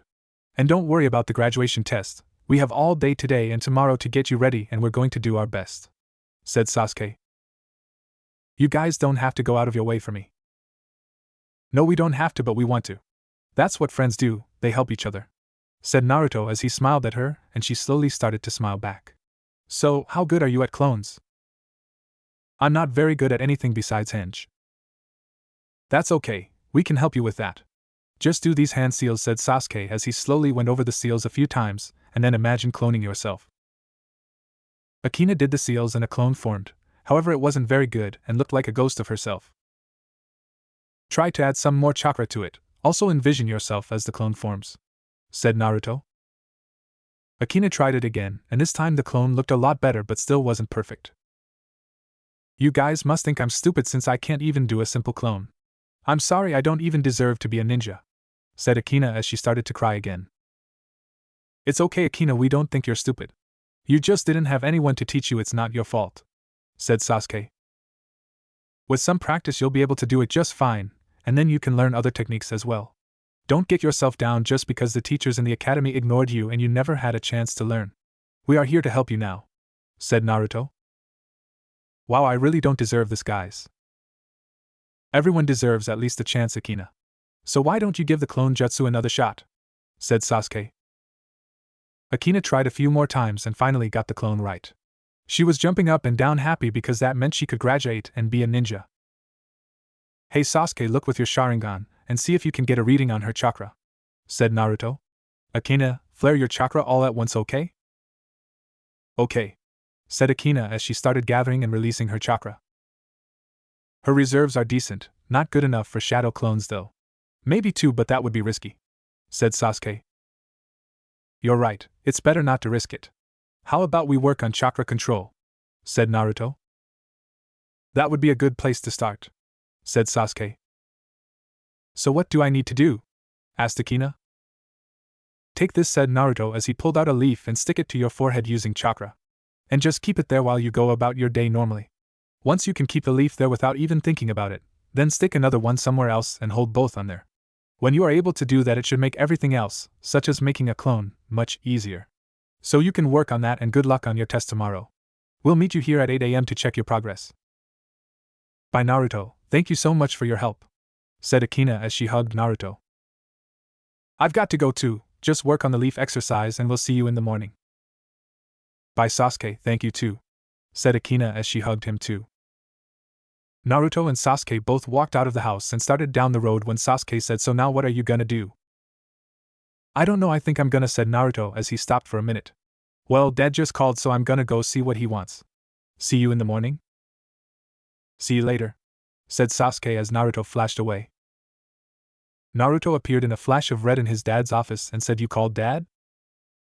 Yes Naruto, we've got a present for you in honor of your graduation, said Minato. Ah, thanks Dad, what is it? Jiraiya bit his thumb and went through some hand signs, then he put his hand down on the desk as a small toad carrying a scroll appeared. Hello Jiraiya-sama, Minato-sama, here is the scroll you requested. And as quick as it came it poofed away again. Cool, what was that? Said Naruto. Well, that was partly your present Naruto, said Jiraiya as he unrolled the scroll on the desk. Naruto looked and seen that the scroll had 2 names on it. Jiraiya and Minato Namikaze. So what is it? Said Naruto. Son, this is the summoning contract of the toads. One of the 3 most powerful summons in Konoha. Cool, said Naruto. So son, would you like to be a summoner of the toads? Sure, that'd be awesome.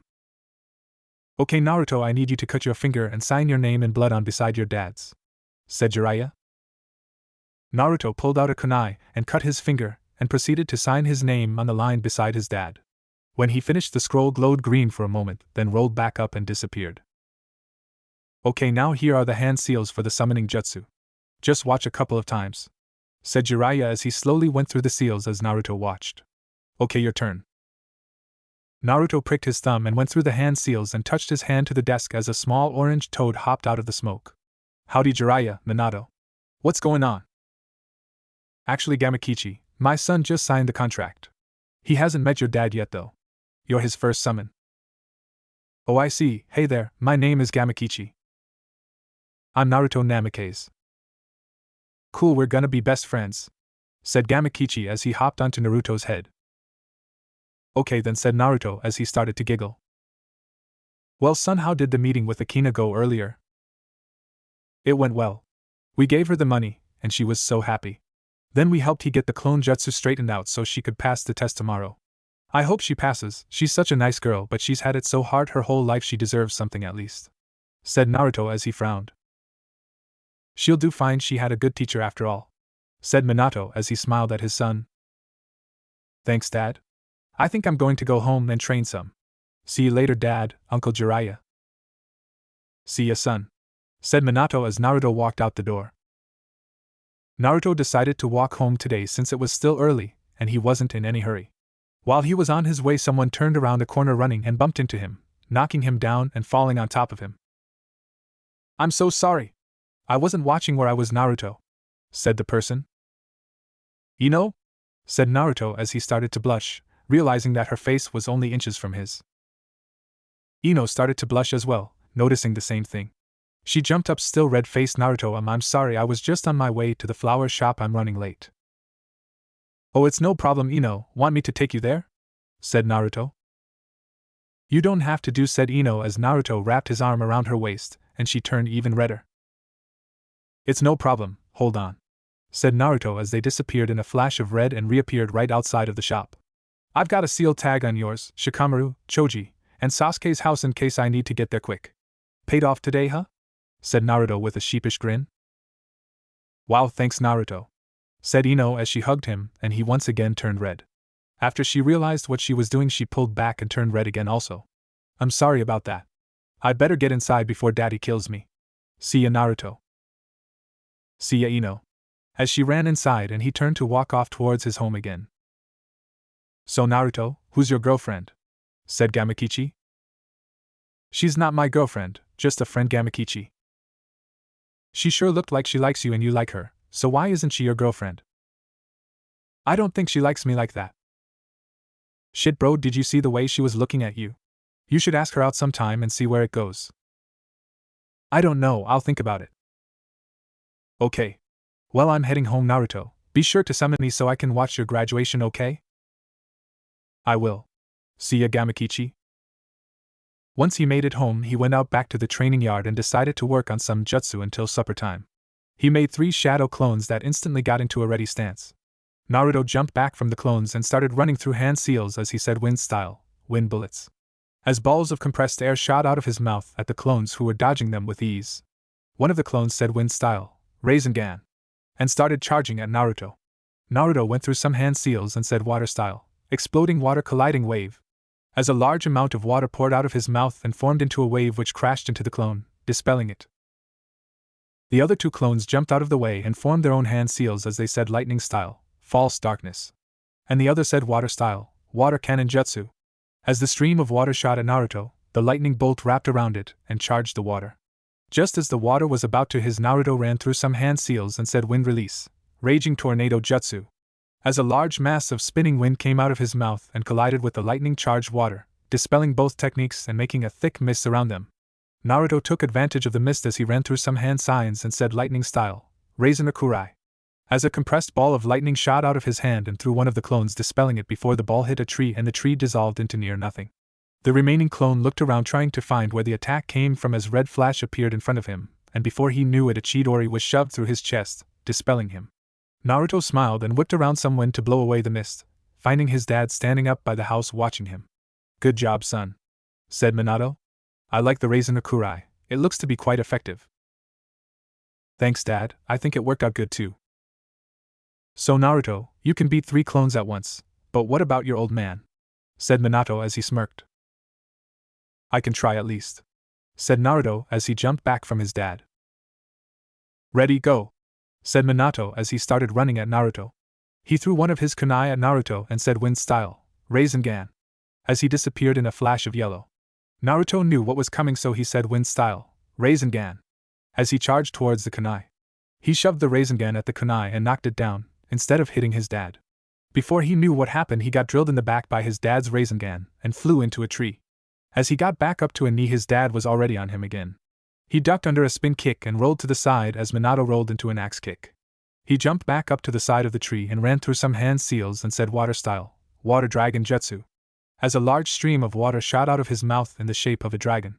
Minato jumped aside and dodged the dragon as he ran through his own seals and said water style, water dragon jutsu. As his own dragon shot out of his mouth and started fighting with Naruto's. Minato noticed that Naruto was no longer on the tree anymore and started looking around trying to find him. He threw a kunai straight into the air and disappeared just as a kunai hit the ground beside him and red flash appeared. Naruto looked up just in time to see his dad coming down at his head with his fist drew back. Naruto tried to dodge, but the attack still caught him and sent him flying across the yard and into a tree. Minato stood back up and said, "Good job, son, you really pushed me this time, and you didn't even use your best attacks. You'll be able to beat me in no time." "Yeah, I can't use my Rasen Raikurai or Rasen Shuriken in a friendly spar, they are both one-hit kills." "Yeah, it would be hard to explain to everyone how you killed the Hokage in a training spar, wouldn't it?" "Yeah, I guess it would," said Naruto as he grinned and rubbed the back of his neck. The next day. Akina's house. So do you think you're ready, Akina? Said Sasuke. Yeah, look, I can stick 3 leaves to my body and make clones at the same time now, said Akina as she stuck the leaves to her forehead and arms and formed 3 clones. Good job, Akina. You'll pass for sure now, said Sasuke. So, are you ready to go? Said Naruto. Sure, let's do this, said Akina with a grin. Naruto walked over and put a hand on her shoulder as well as Sasuke's, and Akina said, "What are you?" and they disappeared in a flash of red. They reappeared in front of the academy as Akina finished doing? As she looked around. How did we get here? Naruto's Flying Thunder God technique. It lets him teleport anywhere he has one of his seal tags, said Sasuke as he pointed at the tag beside the door on the academy. Wow, that's pretty cool, Naruto. Thanks, but you need to go on and take your test. We'll be waiting out here. Okay, thanks guys, see you soon. Akina went in the doors as Sasuke turned to Naruto and said, "So what do we do for the next hour?" "I don't know, how about a spar?" "Sure, let's go," said Sasuke as they walked to the training yard near the academy. "Ready," said Naruto. "Go," said Sasuke as he jumped just in time to avoid a Rasengan.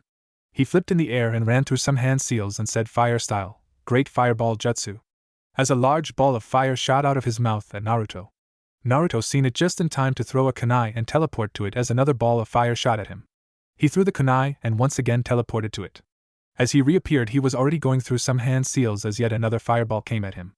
"Water style, water dragon jutsu," yelled Naruto as he spat out a dragon-shaped stream of water that flew right through Sasuke's fireball and into him, driving him into the ground where he poofed into a log. Naruto jumped and flipped backwards just in time to avoid a spin kick by Sasuke as landed and launched his own kick at Sasuke, who also dodged. They continued in a taijutsu bout briefly until Sasuke saw an opening and uppercut Naruto in the gut, knocking him into the air. Before Naruto had a chance to right himself, Sasuke was upon him. Sasuke did a front flip and dropped an axe kick into Naruto's ribs that sent him smashing into the ground as he disappeared in a poof of smoke. "Shit! Shadow clone!" thought Sasuke as suddenly he heard a howling noise behind him. He turned to look just in time for a wind dragon to slam into him. It pushed him back into a tree and made several small cuts appear all over him. He fell to the ground panting as Naruto walked up and offered his hand. Sasuke took it and stood back up as he said, "Damn it, I'll beat you one day, Naruto." Sure, whatever you want to believe," said Naruto with a smirk as he started healing the cuts Sasuke got. The two walked over and sat down on a bench waiting for Akina to finish up when Naruto noticed Ino walk by a little way away. "Be right back, Sasuke," said Naruto as he disappeared in a swirl of leaves, and reappeared in front of Ino, scaring her. She jumped back surprised for a second and then said, "Oh Naruto, sorry, you kind of scared me." "What's up?" with a small smile and a blush. "Sorry for scaring you. I have a question for you though." "What is it?" "Well," said Naruto as he blushed, "I was wondering what you were doing Saturday." "Oh my god, is Naruto asking me out?" thought Ino as she smiled bigger and blushed a little deeper. "I can't believe it, I thought he would never ask." I'm not doing anything, why?" said Ino as she tried to fight back her blush. "Well, I thought maybe I was wondering if you'd like to maybe go out and eat to celebrate our graduation," said Naruto as he blushed deeper. "Sure, I'd love to," said Ino as both her and Naruto smiled. "Cool, I'll pick you up at 7 then?" "Not so fast, Mr. Player," said Ino with an evil grin. "What is it, Ino-chan?" "Oh, he called me Chan." "Yes," thought Ino. "First you're going to have to ask Daddy for permission. Don't worry though, he doesn't bite too hard," said Naruto as he went pale. "Like I said, don't worry my little Naruto-kun, he's not so bad," said Ino as she grinned a little bigger. "Just come to the flower shop later today and talk to him. I'll see you then." She kissed him on the cheek and started to walk off, taking care to strut her stuff for him. Wow, I guess Gamakichi was right, she really does like me. I can't believe she said yes. Sweet, thought Naruto as he grinned ear to ear. Sasuke sat there watching the whole ordeal and thought, damn, he works fast. As Naruto appeared back in front of him in a swirl of leaves. "Hey, is the teleporting with leaves your dad's jutsu? It looks different," said Sasuke. "Nope, it's called the body flicker technique. I can teach you if you want." "Yeah, that would be cool." Well, first you just need to gather your chakra into your legs, and then picture yourself standing in the place you want to be. It has a shorter range than my FTG, and you have to be able to see where you want to go. At first try to stay on level ground, but once you get better you can change elevations as well. Sasuke did what Naruto said and gathered some chakra into his legs and pictured himself on the other side of the road. Suddenly he found himself rushing through the air and straight at a tree. He crashed into the tree and fell over holding his head as he yelled, "OWW, damn it to hell." As Naruto walked up and said, "Sorry, I forgot to mention, you should practice without any obstacles nearby." Sasuke looked up at Naruto and said, "It's fine." As his Sharingan activated. "I'm gonna kick your ass, Naruto." As Naruto ran off with Sasuke in hot pursuit. Pretty soon they ended up back at the yard beside the academy panting and tired as Sasuke said, "I'm still gonna kick your ass," and Naruto said, "Okay fine, just don't make me move." They just sat there on the bench resting for a while until finally Akina came running out with a headband tied around her neck. "I did it! I did it! I passed! Thank you both so much for helping me." They both looked up her and smiled and said, "Congratulations, Akina." Inoichi was sitting behind the counter looking at a catalog when he heard the door open. He looked up and said, "Hi Naruto, how are you today?" "I'm doing fine, Inoichi-san, how are you?" "I'm fine, is there something you need?" Unbeknownst to Naruto, Ino was standing around the corner peeking at them. "He sure is sexy when he's scared. Don't be too mean to my Naruto daddy." As she smiled. "Well, Inoichi-san, I was wondering if you mind if I take Ino out for dinner Saturday night?" "So you're asking me for my permission to let you take my little princess out on a date," said Inoichi with an evil grin. "Yes, sir." Give me a reason why I should let you." "Well, we have known each other for a long time, you and my father have been friends for years, and so have Ino and myself. I really care for her, and I promise to respect her, sir." "Ah, that's so sweet," thought Ino as she watched from the shadows. "Well then that's a good enough reason for me. But remember Naruto, I work in the torture and interrogation department, so it goes without saying that you better not hurt my little girl," said Inoichi with a wicked grin stretching from ear to ear. "You have my word as a ninja, sir. I will treat her like a princess and protect her with my life." "Good, that's exactly what I wanted to hear," said Inoichi as he smiled a normal smile and ruffled Naruto's hair. "So can you tell Ino-chan that I stopped by and said hi, please?" "Well, that won't be necessary," said Inoichi as Ino stepped around the corner and smiled at Naruto. "Ino-chan, how long have you been there?" stuttered Naruto. "Long enough," said Ino with her evil grin. Flashback to earlier today. "Hey Daddy, guess what?" "What is it, dear?" "Naruto-kun finally asked me out." "Oh, he did he?" "Yep. I told him he had to come ask you for permission even though I knew what you would say," said Ino as she winked at him. Yeah, you know I can't say no to my little princess." "So Daddy, what are you gonna say to him?" "Let me worry about that princess," said Inoichi with an evil smirk. "Don't be too mean to him, Daddy, he's a really sweet boy." "Okay, I won't be too mean to him." "Thank you, Daddy," said Ino as she hugged him. End flashback. "Well, congratulations, you two. Just remember what I said, Naruto," said Inoichi as he aimed a little killing intent at Naruto and grinned when he shuddered. "Ino, you can take the rest of the day off, I've got it under control here." "Thanks, Daddy," yelled Ino as she grabbed Naruto's hand and dragged him out the door. "So where are we going, Ino-chan?" said Naruto as he tried to keep up with Ino. "We have to go tell Shikamaru and Choji that we're a couple now," said Ino with a smile. "Wow, a couple with Naruto-kun. Ino Namikaze. I like the sound of that," thought Ino. "Okay, whatever you say, Ino-chan, could we slow down a little though?" "Oh yeah, sure. Sorry I was a little excited," said Ino as she blushed and Naruto's sweat dropped. The new couple then continued to walk towards the Nara compound holding hands. As they got there, Ino knocked on the door and a woman in her early 30s answered. "Hello Ino, Naruto. How are you two doing?" "We're fine, Yoshino. Is Shikamaru home?" "Sure, let me get him," said Yoshino.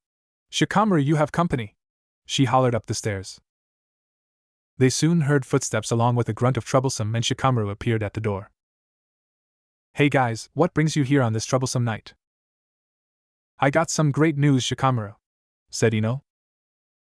"What, all genin are going to get a mission to lay on the grass and watch clouds the first day?" said Shikamaru as his eyes lit up and he began to daydream until Ino slapped him upside the head. No! I wanted to tell you that Naruto-kun asked me out today, said Ino with a smile.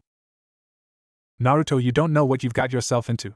Women are so troublesome, said Shikamaru as both Ino and Yoshino smacked him in the head.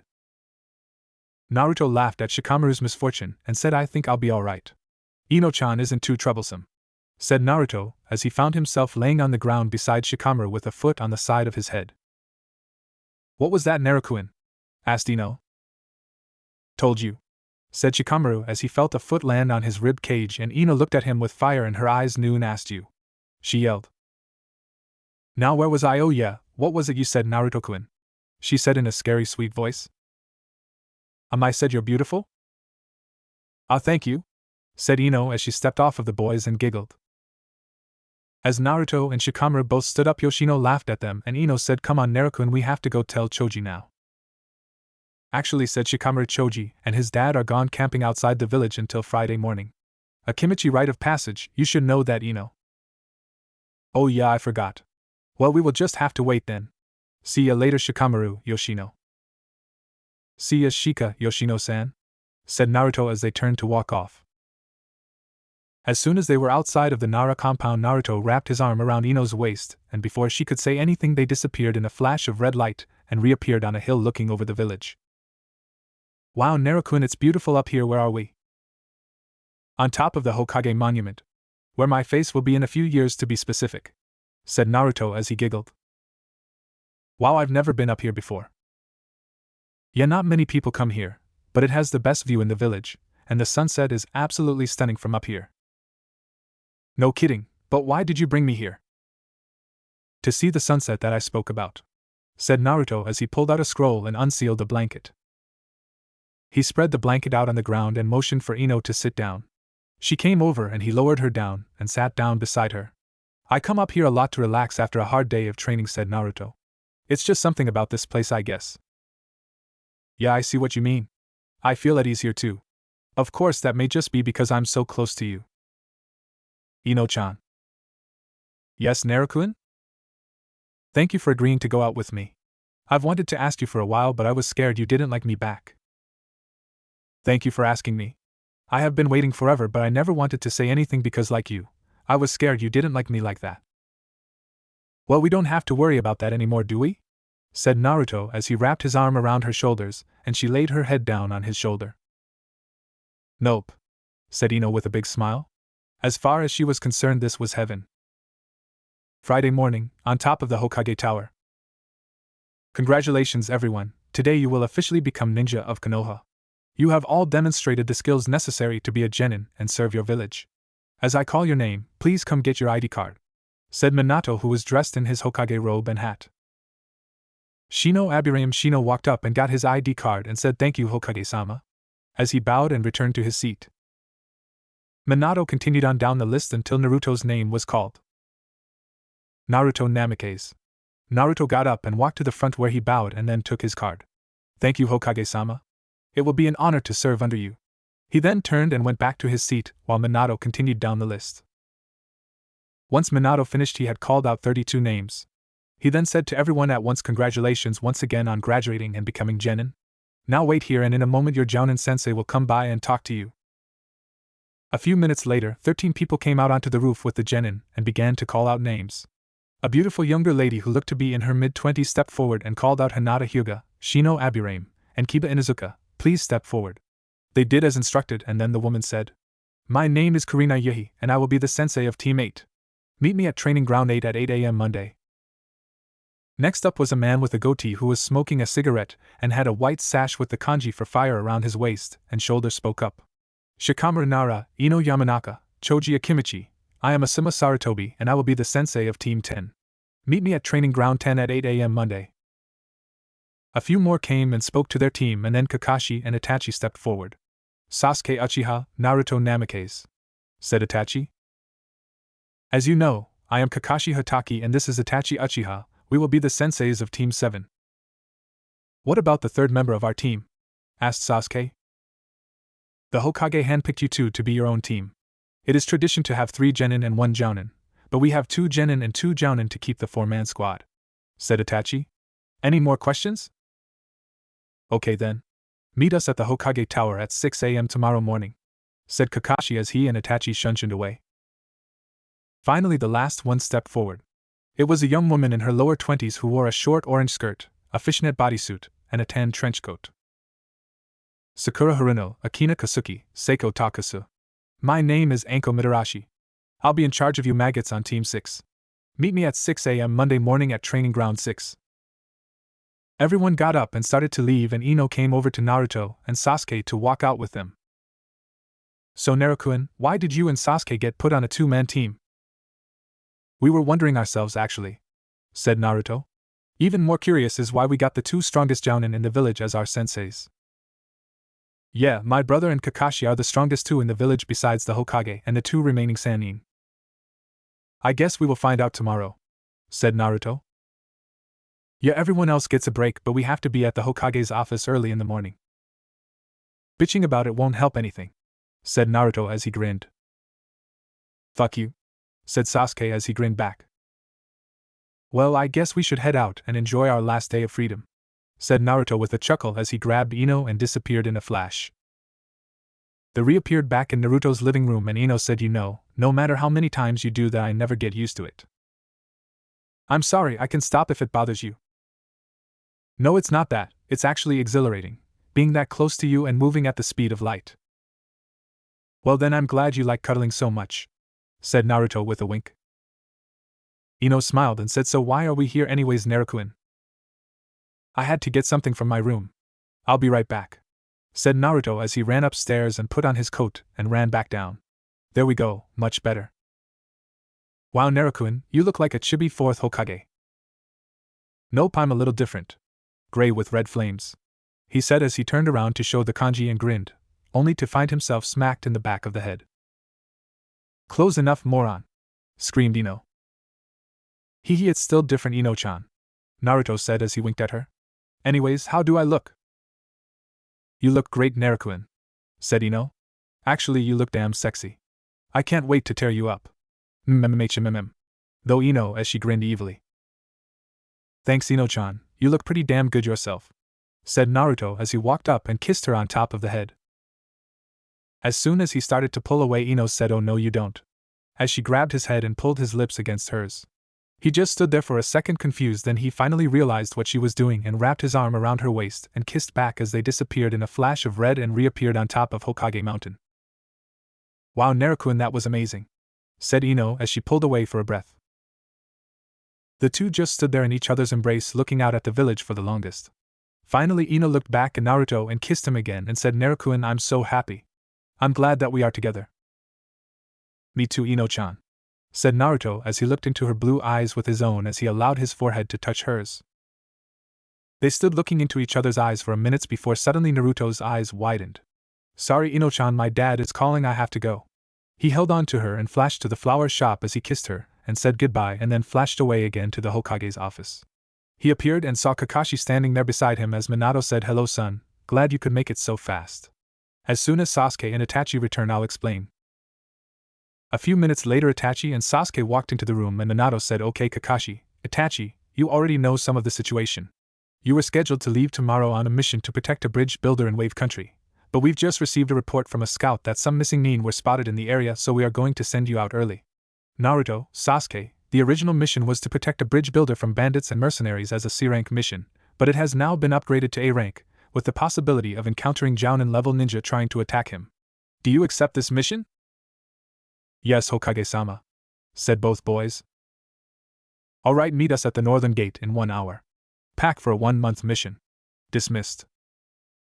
Naruto handed Kakashi a seal tag and then grabbed Sasuke's shoulder and disappeared in a red flash.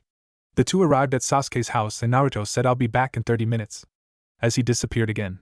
He appeared back at his house and went to his room to pack his clothes, then down to the armory to get extra supplies, sealing all the spares into scrolls and putting the main supplies in his pack before teleporting back to Sasuke's house. Sasuke was just walking outside as Naruto grabbed him and teleported to the north gate with the seal tag he gave to Kakashi. Kakashi and Itachi were both already waiting there, and as soon as Naruto and Sasuke arrived they left out heading toward the Wave Country. So while other Genin teams get the weekend off and start D-ranks Monday, We graduate, and our first mission is an A rank on the same day. Is there something you guys aren't telling us? Said Sasuke. Well, I suppose we should just be honest. As you both know, you are far above Genin, or even Chunin level. The Hokage intended for you to go on a couple of C or B rank missions with us to get a feel of the outside world, and then you would be promoted to Chunin, and go a while longer to get the feel of leading missions, before going on to Jonin. Said Kakashi. Don't we have to take the Chunin exams for that? Asked Naruto. Normally yes, but it is possible to receive a field promotion. Now, as Kakashi was saying, you were going to be promoted to Chunin in a couple of weeks. You would each then remain on this squad and lead a few missions each, with us making sure you do alright, and then you would be promoted to Jonin. Said Itachi. So that's why we were put on this team. My dad intends for us to be Jonin before the rest of our class even takes their Chunin exams. Said Naruto. Yes. You are both very skilled, almost clones of myself and Itachi at your age. Said Kakashi. We are a team of prodigies, if you will. Kakashi is correct, you are both skilled enough to be Jonin. This team is just a formality really, and also just to be sure you are able to lead a team and make decisions under fire. Understood. Said the boys. So how far are we from Wave? Asked Sasuke. We are about halfway there. We should go ahead and set up camp for tonight and arrive tomorrow afternoon. Said Kakashi. The group stopped and found a clearing close to a nearby stream and set up their camp. Alright Naruto, you take first watch, Itachi second, Sasuke third, and I'll take the fourth. Said Kakashi. Yes sir. They all chorused as all but Naruto went into their tent to get some rest. Back in Konoha. 3 hours ago. Ino sat on her bed wondering why Naruto had to run off so suddenly. Naruto and I sure hope everything is okay. Though Ino. Suddenly she heard a knock on her door and yelled 1 minute. As she got up and went downstairs to answer the door. When she opened it, Naruto was standing there, and she wrapped him in a hug. Naruto and I was worried something was wrong. Actually Ino-chan, I am just a clone. My team was dispatched on an urgent mission to Wave Country. Naruto should return within the month. He told me to tell you that he is sorry for missing his date with you tomorrow, but that he will make it up when he returns. I know it doesn't mean the same since I am a clone, but he also said to give you this. Said the clone as it leaned in and kissed Ino. And finally Naruto told me to tell you to be careful and that he loves you. Did he really say that? Said Ino. Well no, he didn't technically tell me to tell you, but I am him so I know that he does love you very much. Said the clone with a wink. Ino kissed the clone again and said I love you too Naruto. Be safe please. And with that the clone dispelled itself. Ino went back to her room and sat on her bed and thought I can't believe he said he loves me, we've only been a couple for a couple of days. He must have meant it when he said he liked me for a long time before he got the courage to ask me out. I love you Naruto and please come back safe. Naruto sat beside the fire on his watch shift.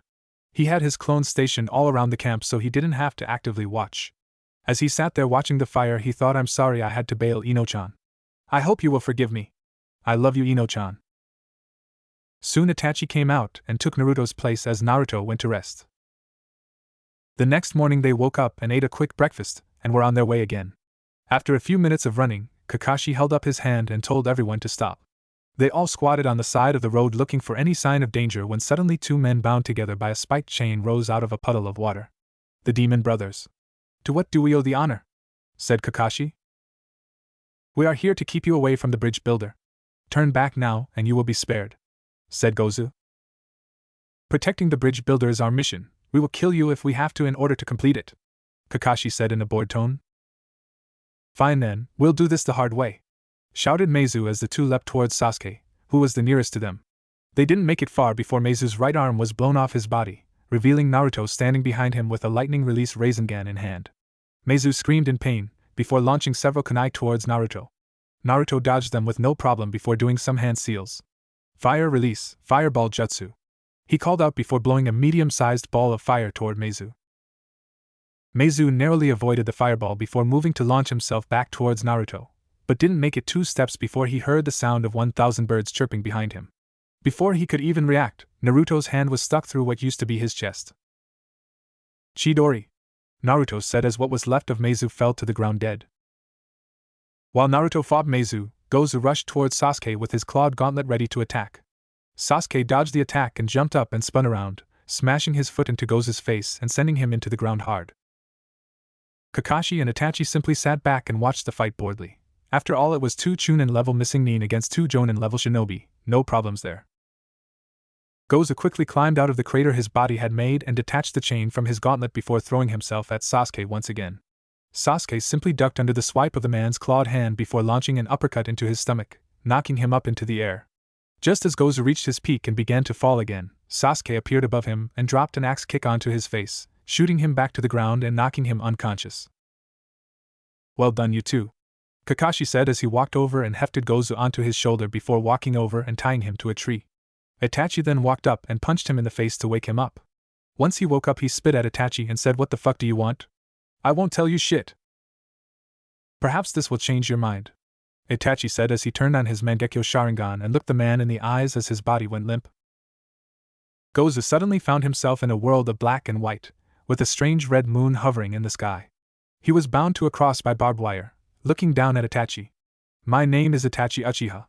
In this world I control everything: space, matter, even time. 3 days in here is only 1 second in the real world. If you do not tell me what I wish to know, then I will torture you for 3 days and 3 nights. As a sword appeared in his hand and he walked up and stabbed Gozu in his leg. He screamed out in pain and said, "Fuck off, I won't say anything." "Fine then, have it your way," said Itachi as he cut the man's limbs off one at a time before finally cutting his head off. Gozu's body then became whole again, and he was screaming in terror and pain. "Have you decided to talk yet?" "Never," said Gozu through gritted teeth. "As you wish," said Itachi as the sword changed into a kunai, and he began to peel Gozu's skin off, starting at his ankles and working his way up. Once he made it to the thigh, he put the kunai to Gozu's balls and said, "Last chance to talk, or I will skin your balls over and over again for 2 days and 20 hours. "Fuck you!" Gozu whimpered as Itachi started cutting his balls up a little at a time. Gozu screamed in pain as Itachi continued. Once he finished, he stabbed the kunai in Gozu's eye, starting the whole cycle again.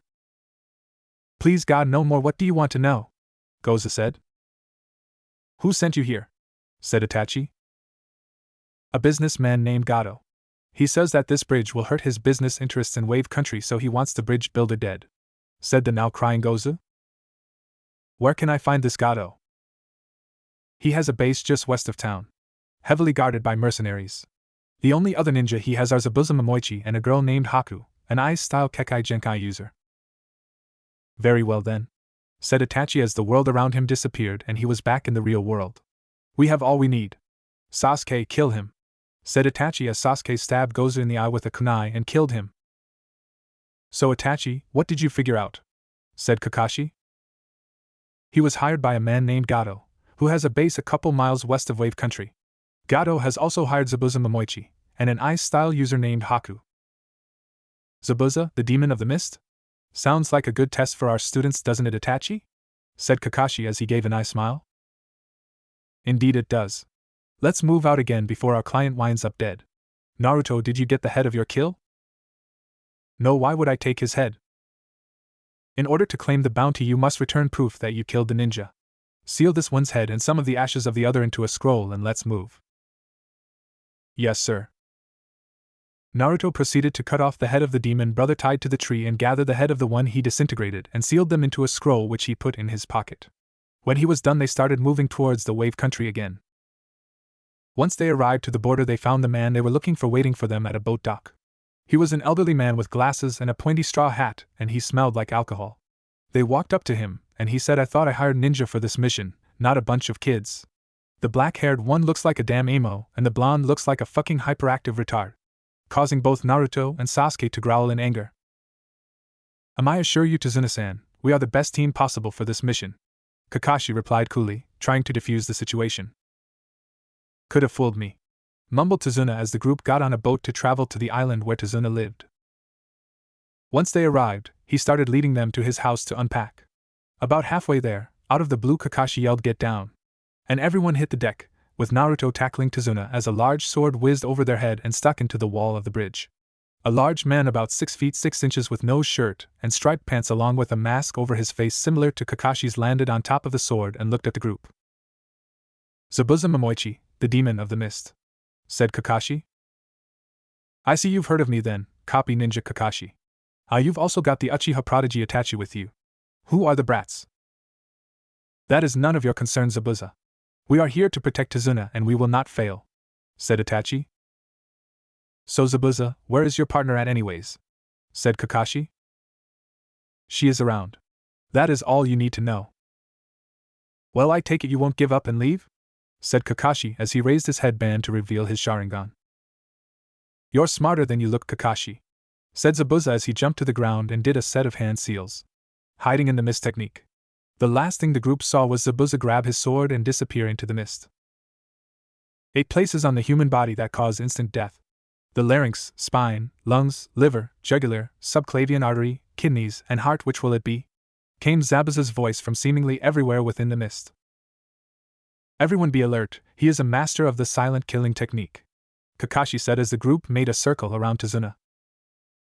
How right you are, Kakashi, whispered a voice in Kakashi's ear from behind. Kakashi quickly spun around and buried a kunai into Zabuza's gut as the man let out a moan of pain, and then turned into a splash of water. Damn, a water clone, Kakashi thought as he continually scanned the area for Zabuza. Soon there was a sound of metal hitting metal to Kakashi's right, and he turned to see Naruto parrying Zabuza's large sword with a kunai. Quite impressive. You are obviously no ordinary genin, Zabuza said as he broke the contact, leaping back into the mist with Naruto following after him. Naruto, no! Kakashi yelled to no avail. Just as Naruto was about to disappear into the mist, Zabuza appeared behind him, swinging his Zanbato in a sideways arc. Naruto never noticed him there before the sword sliced through him, cleaving him in two, before he disappeared in a poof of smoke. Shit! Zabuza cursed as he heard a whistling sound from behind him. He quickly turned to dodge, but didn't get away completely as the attack brushed past his arm, causing several cuts to appear on the arm before blowing him several feet away. Futon, Rasengan, Naruto said as the attack did what damage it could before he leapt back into formation with his team. Impressive, Naruto, you managed to land a blow on an A-rank missing nin, Kakashi complimented as Naruto returned. Thanks, Kakashi-sensei, Naruto said as Zabuza made another appearance in front of them, this time with his left arm hanging numbly at his side. Well, Zabuza, you are in no shape to fight. I suggest you leave the bridge builder alone and leave. Not gonna happen, Zabuza said as he leapt at the group once more with Kubikaribaka poised to attack. He made it close and swung down trying to cleave Kakashi in half, only to be blocked by Itachi. You are quite a nuisance, demon of the mist. You had your opportunity to leave, it ends now, Itachi said before kicking Zabuza away and doing hand seals faster than the eye could follow. Water release, water dragon bullet, Itachi said as the mist in the air condensed into a massive water dragon and crashed into Zabuza, knocking him into a nearby tree and into unconsciousness. As the group walked towards Zabuza to finish the job, a Kiri hunter nin dropped from the trees next to Zabuza. Thank you for helping me capture this one. I've been after him for some time now, the hunter nin said in a feminine voice. It's no problem, Hunter-san. Would you like for us to kill him and destroy the body now? Kakashi replied, knowing that this hunter nin was Zabuza's partner.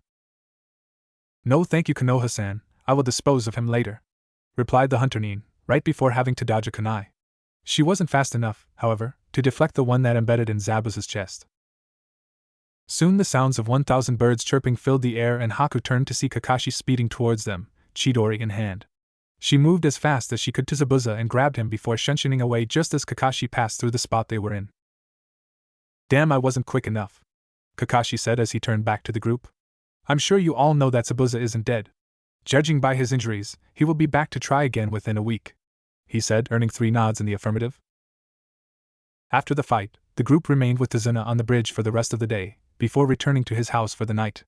The next 4 days went without incident. Sasuke and Itachi watched Tazuna for the first half while Naruto and Kakashi trained, and then they swapped for the second half of the day. On the 5th day, when Itachi and Sasuke arrived at the bridge, they were shocked to see a thick mist blanketing the entire bridge, with all of the workers lying on the ground, seemingly dead. Itachi quickly created a shadow clone and sent it back towards Tazuna's house to retrieve Naruto and Kakashi while himself and Sasuke got into a defensive position around Tazuna. The bridge is being attacked. Itachi requests you to come immediately, said Itachi's clone as it dropped into the clearing beside Tazuna's house with Kakashi and Naruto. Alright, we'll be there in a minute, Kakashi said as the clone dispelled. Leave my mom alone, you big jerk, a young child's voice hollered out from near the house. Shit! Naruto, go on to the bridge with Itachi, I'll meet you there in a bit, Kakashi commanded before shunshining back to the house to find 2 thugs, one holding Tsunami, and the other moving towards Inari.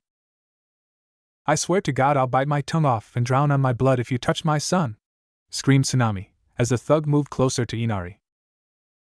"I advise you to let her go," Kakashi said flatly, while producing a ton of killing intent.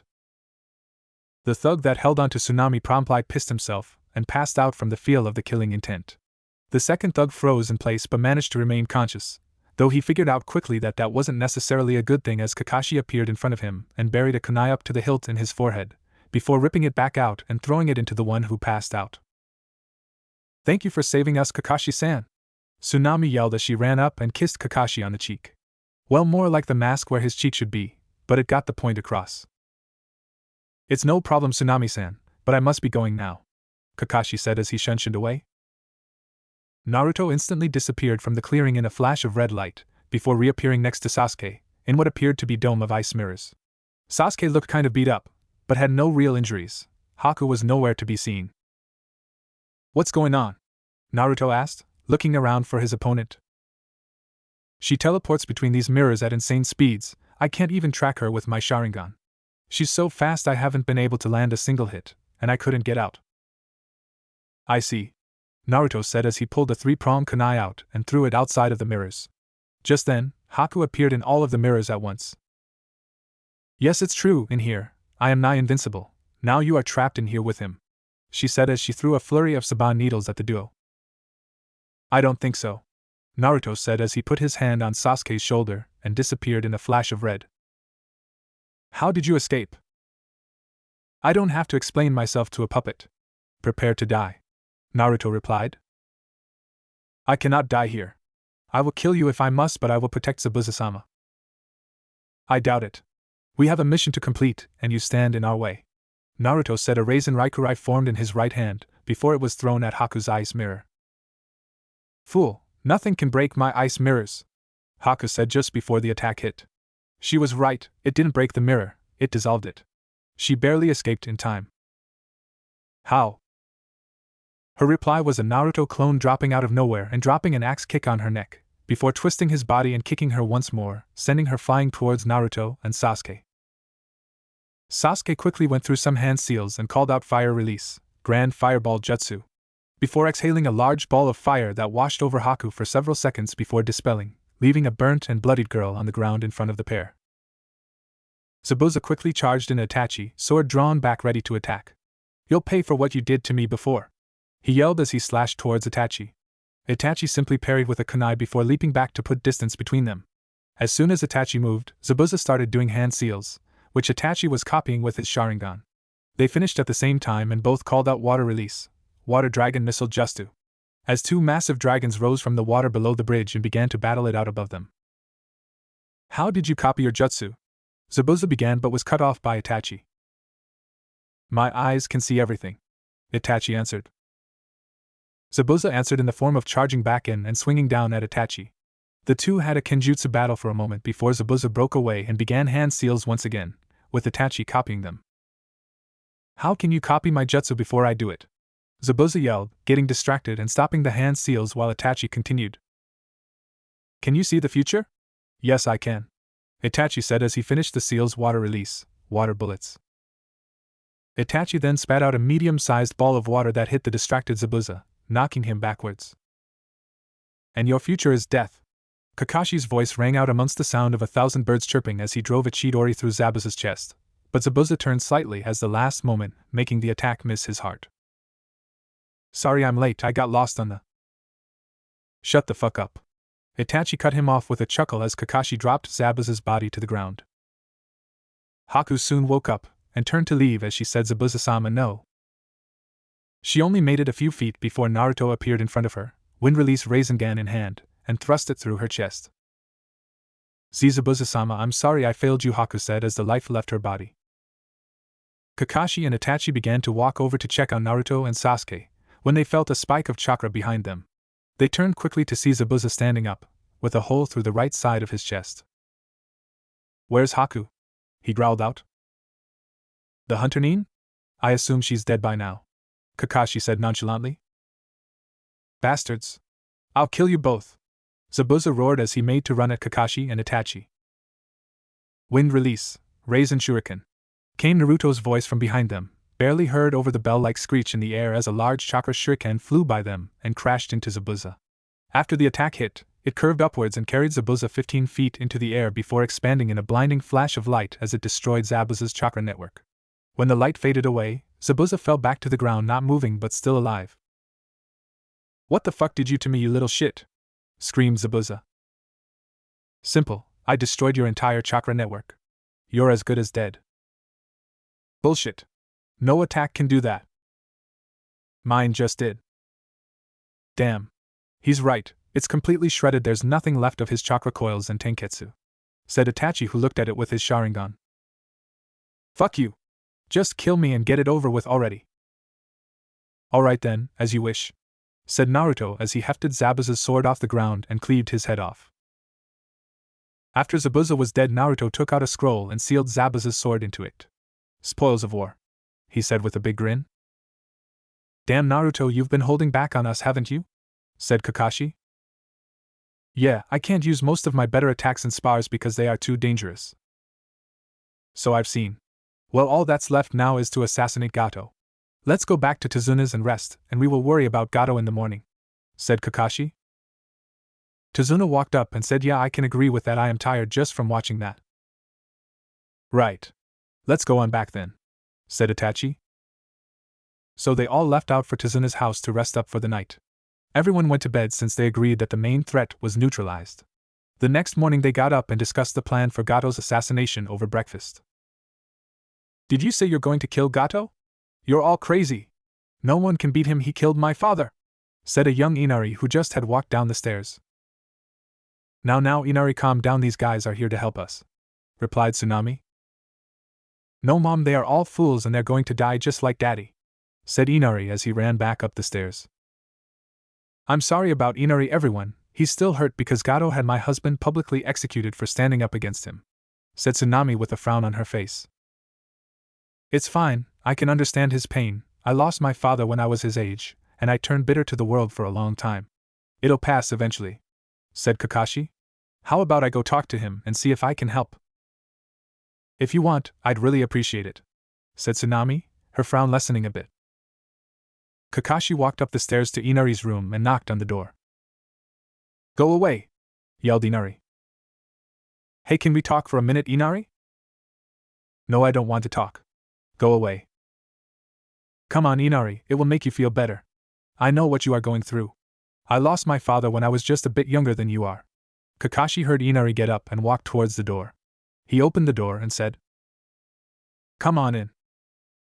Kakashi walked in and sat down on the edge of Inari's bed and said, "Look, I understand your pain, Inari. My father died when I was 8 years old. I was like you, mad at the world, and I tried to blame everyone around me for what happened. It took me losing my best friend in combat to realize I was wrong. I was angry, and one day I got in an argument over something that my dad once said, and later that very day my team was ambushed and my friend was killed. With his dying breaths we made up, and it made me realize that I was wrong for acting the way I was towards everyone. Inari, I don't want you to be like me. You don't need to lose a close friend to realize you're wrong about this. Believe me when I tell you that my team is made up of the 4 strongest people in our village besides our Hokage. We will kill Gato and avenge your father's death." Inari had started to cry by this point, and Kakashi patted him on the shoulder. "You're right, I have been acting like a big baby over all of this, and it was stupid. I'm sorry for yelling at all of you earlier." "Don't worry about it, Inari, like I said earlier, you were just confused. I'm glad we had a chance to talk to help you get over it instead of a tragedy happening." "Thanks, mister. It really did help me." "You're welcome. Now if you'll excuse me, I've got an appointment with Gato." Kakashi walked back downstairs where everyone was sitting and waiting on him. "Are you all ready?" Everyone nodded and Kakashi said, "All right then, let's move out." As they all got up and left the house. Once outside the house they started heading west until they could see Gato's mansion in the distance, and they stopped. "So how are we gonna do this?" asked Sasuke. "Leave no survivors, and don't die. I'll come in from the west side, Itachi from the north, Naruto from the south, and you from the east. Kill all of his men you cross, just watch out for friendlies once you get closer to the center. Everyone get into position, and I'll signal via radio when it's time to attack." "Yes, sir," said everyone at once as they ran off to get into position. Soon Kakashi came over and said, "Everyone ready?" Naruto. Itachi. Sasuke. Okay then, give him hell, Kakashi said as an explosion ripped over the western end of the compound. Naruto quickly ran through some hand seals as he said wind style, Wind Dragon Missile Jutsu. As a large tornado formed and took the shape of a dragon that started raging through the compound. At the north side, Itachi did his own hand seals and said fire style, Fire Dragon Jutsu. As he spat out a large column of fire that shaped into a dragon and started crashing into the building, causing it to catch fire. On the east end, Sasuke made his own fire dragon that started ripping through the building. Back on the west side, Kakashi had blown the wall down and was now cutting men down left and right with his Chidori. On the south with Naruto, he bit his thumb and ran through some hand seals, then slammed his palm on the ground as he rose 4 stories in the air in a cloud of smoke. Hello, Bunta. Mind helping to destroy this sick bastard? The new summoner, this is our first meeting. I will help you, but know this. I don't enjoy being summoned for trivial bullshit, unless it is to have drinks. This instance is okay, I shall have fun. Naruto tapped his radio and said everyone clear the building, it's about to come down. Kakashi clear. Sasuke out. Itachi is clear. Bunta, give em hell! Naruto shouted as Gamabunta started hopping around, smashing man and building alike and slashing into the buildings with his tanto. Naruto ran through a set of hand seals as a Raisin Raikurai formed in each hand and he said Raisin Raikurai Barrage. As he fired off one after another, vaporizing all in their path. In 5 minutes flat, Team Prodigy completely leveled Gato's mansion. They all met in the middle of the rubbish and fanned out to search for Gato's body and finish any stragglers. After a few minutes of searching past, Kakashi came over the radio and said I've got confirmation here. As he flared his chakra so the others could find him. They all converged on Gato's body, lying under his desk dead from apparent smoke inhalation. They cut his head off and sealed it into the scroll with all of the other kills, and gathered all of the other bodies and brought them to the middle of the field behind the mansion, and burned them. Itachi managed to find Gato's bank book and used his Sharingan to copy the handwriting and transferred all of his funds to Konoha. They went back to Tazuna's house and spent the next 2 days simply watching him build the bridge with no interruptions. Once he was done, everyone said their goodbyes and Team Prodigy left bound for the Leaf Village. 2 days later they arrived home in Konoha and headed to the Hokage's office for their debriefing. Kakashi knocked on the door and Minato said enter as the team walked in and bowed to him. Report, said Minato. Sir, on the way to Wave, we encountered the Demon Brothers, and Naruto quickly dispatched one while Sasuke took out the other, whom we interrogated to find out about the man behind all of this, Gato. We discovered that he had hired Zabuza Momoichi as well as another missing nin named Haku, who was an ice-style user. Myself and Itachi battled Zabuza while Naruto and Sasuke killed Haku, though Naruto actually landed the killing blow on both Zabuza and Haku. Afterwards we took the next day off, and then the following day we attacked Gato's compound and killed him and all of his men. Itachi took Gato's bank book and transferred all of Gato's funds to Konoha's account. Good. Do any of you have anything to add? Said Minato as everyone nodded their head no. Okay then, congratulations on a job well done. From what I've heard, Kakashi, Itachi, would you recommend your students for promotion to Chunin? Yes sir, they both exhibited the qualities expected of a Chunin, said Kakashi as Itachi just nodded. Well then Naruto, Sasuke, congratulations on your promotion, said Minato as he handed each of them a green vest. Thank you Hokage-sama, said both boys as they bowed. By the way, here is your mission, pay everyone, said Minato as he handed them each an envelope. Actually Dad, we also have 3, possibly 4 or 5 bounties to collect, said Naruto as he pulled out his scroll and unsealed the remains of the Demon Brothers, Haku, Zabuza, and Gato. We know that there was a bounty on the Demon Brothers and Zabuza but are unsure of Haku and Gato. Minato picked up a bingo book and flipped through it, and said yes, there is a bounty on Gato, but no listing for Haku. I will send off for the bounties and have them deposited to your account as soon as the return. No Dad, don't give it all to me, this is a team effort, so we should split the money between us. Okay, that's very noble of you son. I will take care of dividing the money and hand it out when it arrives. Thank you all, you are dismissed. They all left out of the office and Naruto teleported home to take a bath before teleporting to Ino's house where he knocked on the door. Ino answered the door, and when she seen it was his she tackled him into the street and hugged him tightly. I was so worried Naruto-kun. I'm sorry Ino-chan, it was an urgent assignment that had to be moved up in order to ensure success. I'm sorry that I had to miss our date though, he said as he leaned up and kissed her. Don't worry Naruto-kun. We can make it up some other time. I love you. I love you too, Ino-chan. Flashback 4 years ago. Minato, we must take immediate action against them now in order to ensure the safety of our village, said the man with tape over one of his eyes. What reason do you have to believe that they are up to anything? Said Minato. My root agents have been investigating. Last night they discovered this, said the one-eyed man as he handed Minato a scroll. Minato read the scroll to himself. Top secret mission order for Agent Raven. You are hereby ordered to assassinate the 4th Hokage within the week. If you are caught, we will deny all evidence of our involvement in the matter. This is not an optional mission, it is what is best for the village. Destroy this message immediately. I find this hard to believe. I know Itachi well. If he was a traitor, he wouldn't be caught. Danzo obviously forged this letter, but what could he gain by turning me against the Uchiha? I see. I will look into this further, but no action is to be taken as of now, said Minato. You fool, do you not see what is going on here? Yelled Danzo as he slammed his fist on the desk. Damn it, I'm in charge here and you will not act out like that again in my presence, yelled Minato as he jumped up, throwing his chair back into the wall. There will be an investigation into the matter. Until that time there shall be no actions taken, do you understand me? You are blind to the... I said, do you understand me? Yelled Minato as he directed all of his killing intent at Danzo. Yes, Hokage-sama, spat Danzo as he turned to leave. Once Danzo was gone, 2 figures stepped from the shadows. Itachi, Kakashi, I want 3 teams of A and BU on guard around the Uchiha compound at all times until I say otherwise. Be sure not to alert the rest of your clan, we don't need them to panic and worsen the situation. This is a SS class secret. Tell only those who need to know and be sure to swear them to secrecy.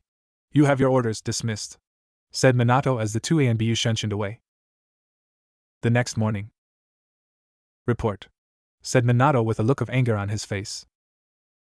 Sir, these 2 men were found attempting to sneak into the Uchiha compound last night. We tried to apprehend them alive, but they committed suicide after being captured. That is fine. Take them to the morgue and fetch Danzo for me. Yes, sir, said an ANBU as his team grabbed 2 bodies off the ground and shunshined away. Minato returned to his desk and started to look over his reports and what knowledge he had en route. A short while later there was a knock on the door. Enter. You wanted to see me, Hokage? Said Danzo. Yes, Danzo. You violated my direct orders last night by attacking the Uchiha compound. You have left me no choice. You are hereby stripped of all powers. I demand that Root be disbanded immediately. If you are found continuing the operation of Root, you will be executed immediately. You can't do this to me. Without my Root, this village will fall, screamed Danzo. I can and did, Danzo. I meant what I said. Root is done. Leave my sight now. You wait and see, Minato. This village cannot last without me, said Danzo as 2 ANBU appeared and drug him out the door. Present day. You say we'll make it up, huh? Said Naruto with an evil grin. Of course, Naruto-kun, said Ino in her sexy voice as she winked at him. I like the way that sounds. But we can save it for later, said Naruto as he winked back. How about some dinner for now? That sounds fine with me, let's go, said Ino as she grabbed Naruto's hand and drug him away. A few minutes later they appeared in a small restaurant. A waitress came over to the table to take their order shortly after. I'll have a miso ramen, please, said Naruto. Just a small salad for me, said Ino as the waitress walked off. You know, Ino, as a ninja, you're not eating enough calories. You have to eat better where you'll have more energy for training and missions. But Naruto, I've got to watch my figure. A body doesn't look this good on its own, she said as she waved over herself. Ino, you don't have to worry so much about that, you need to eat healthier. I don't care if you gain a few pounds, I would love you anyways.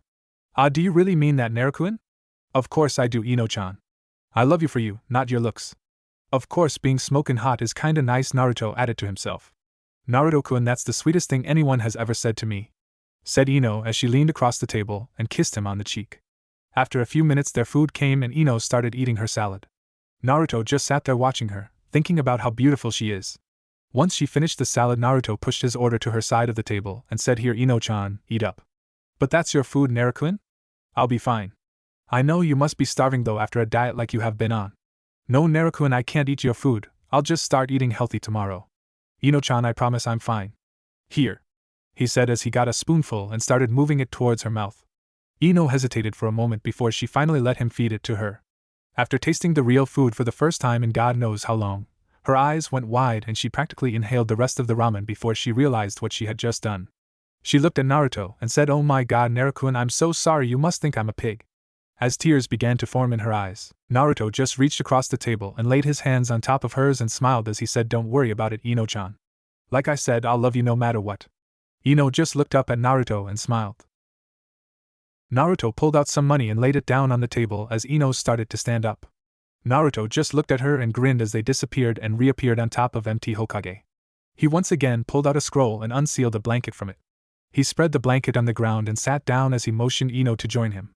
She complied and walked over and sat between his legs and leaned back against his chest. Naruto wrapped his arms around Ino's waist and laid his chin on her shoulder. The couple sat there and watched the sun set and just talked and laughed for the longest before Naruto said, "Well, it's getting late. I'd better get you home before your dad kills me."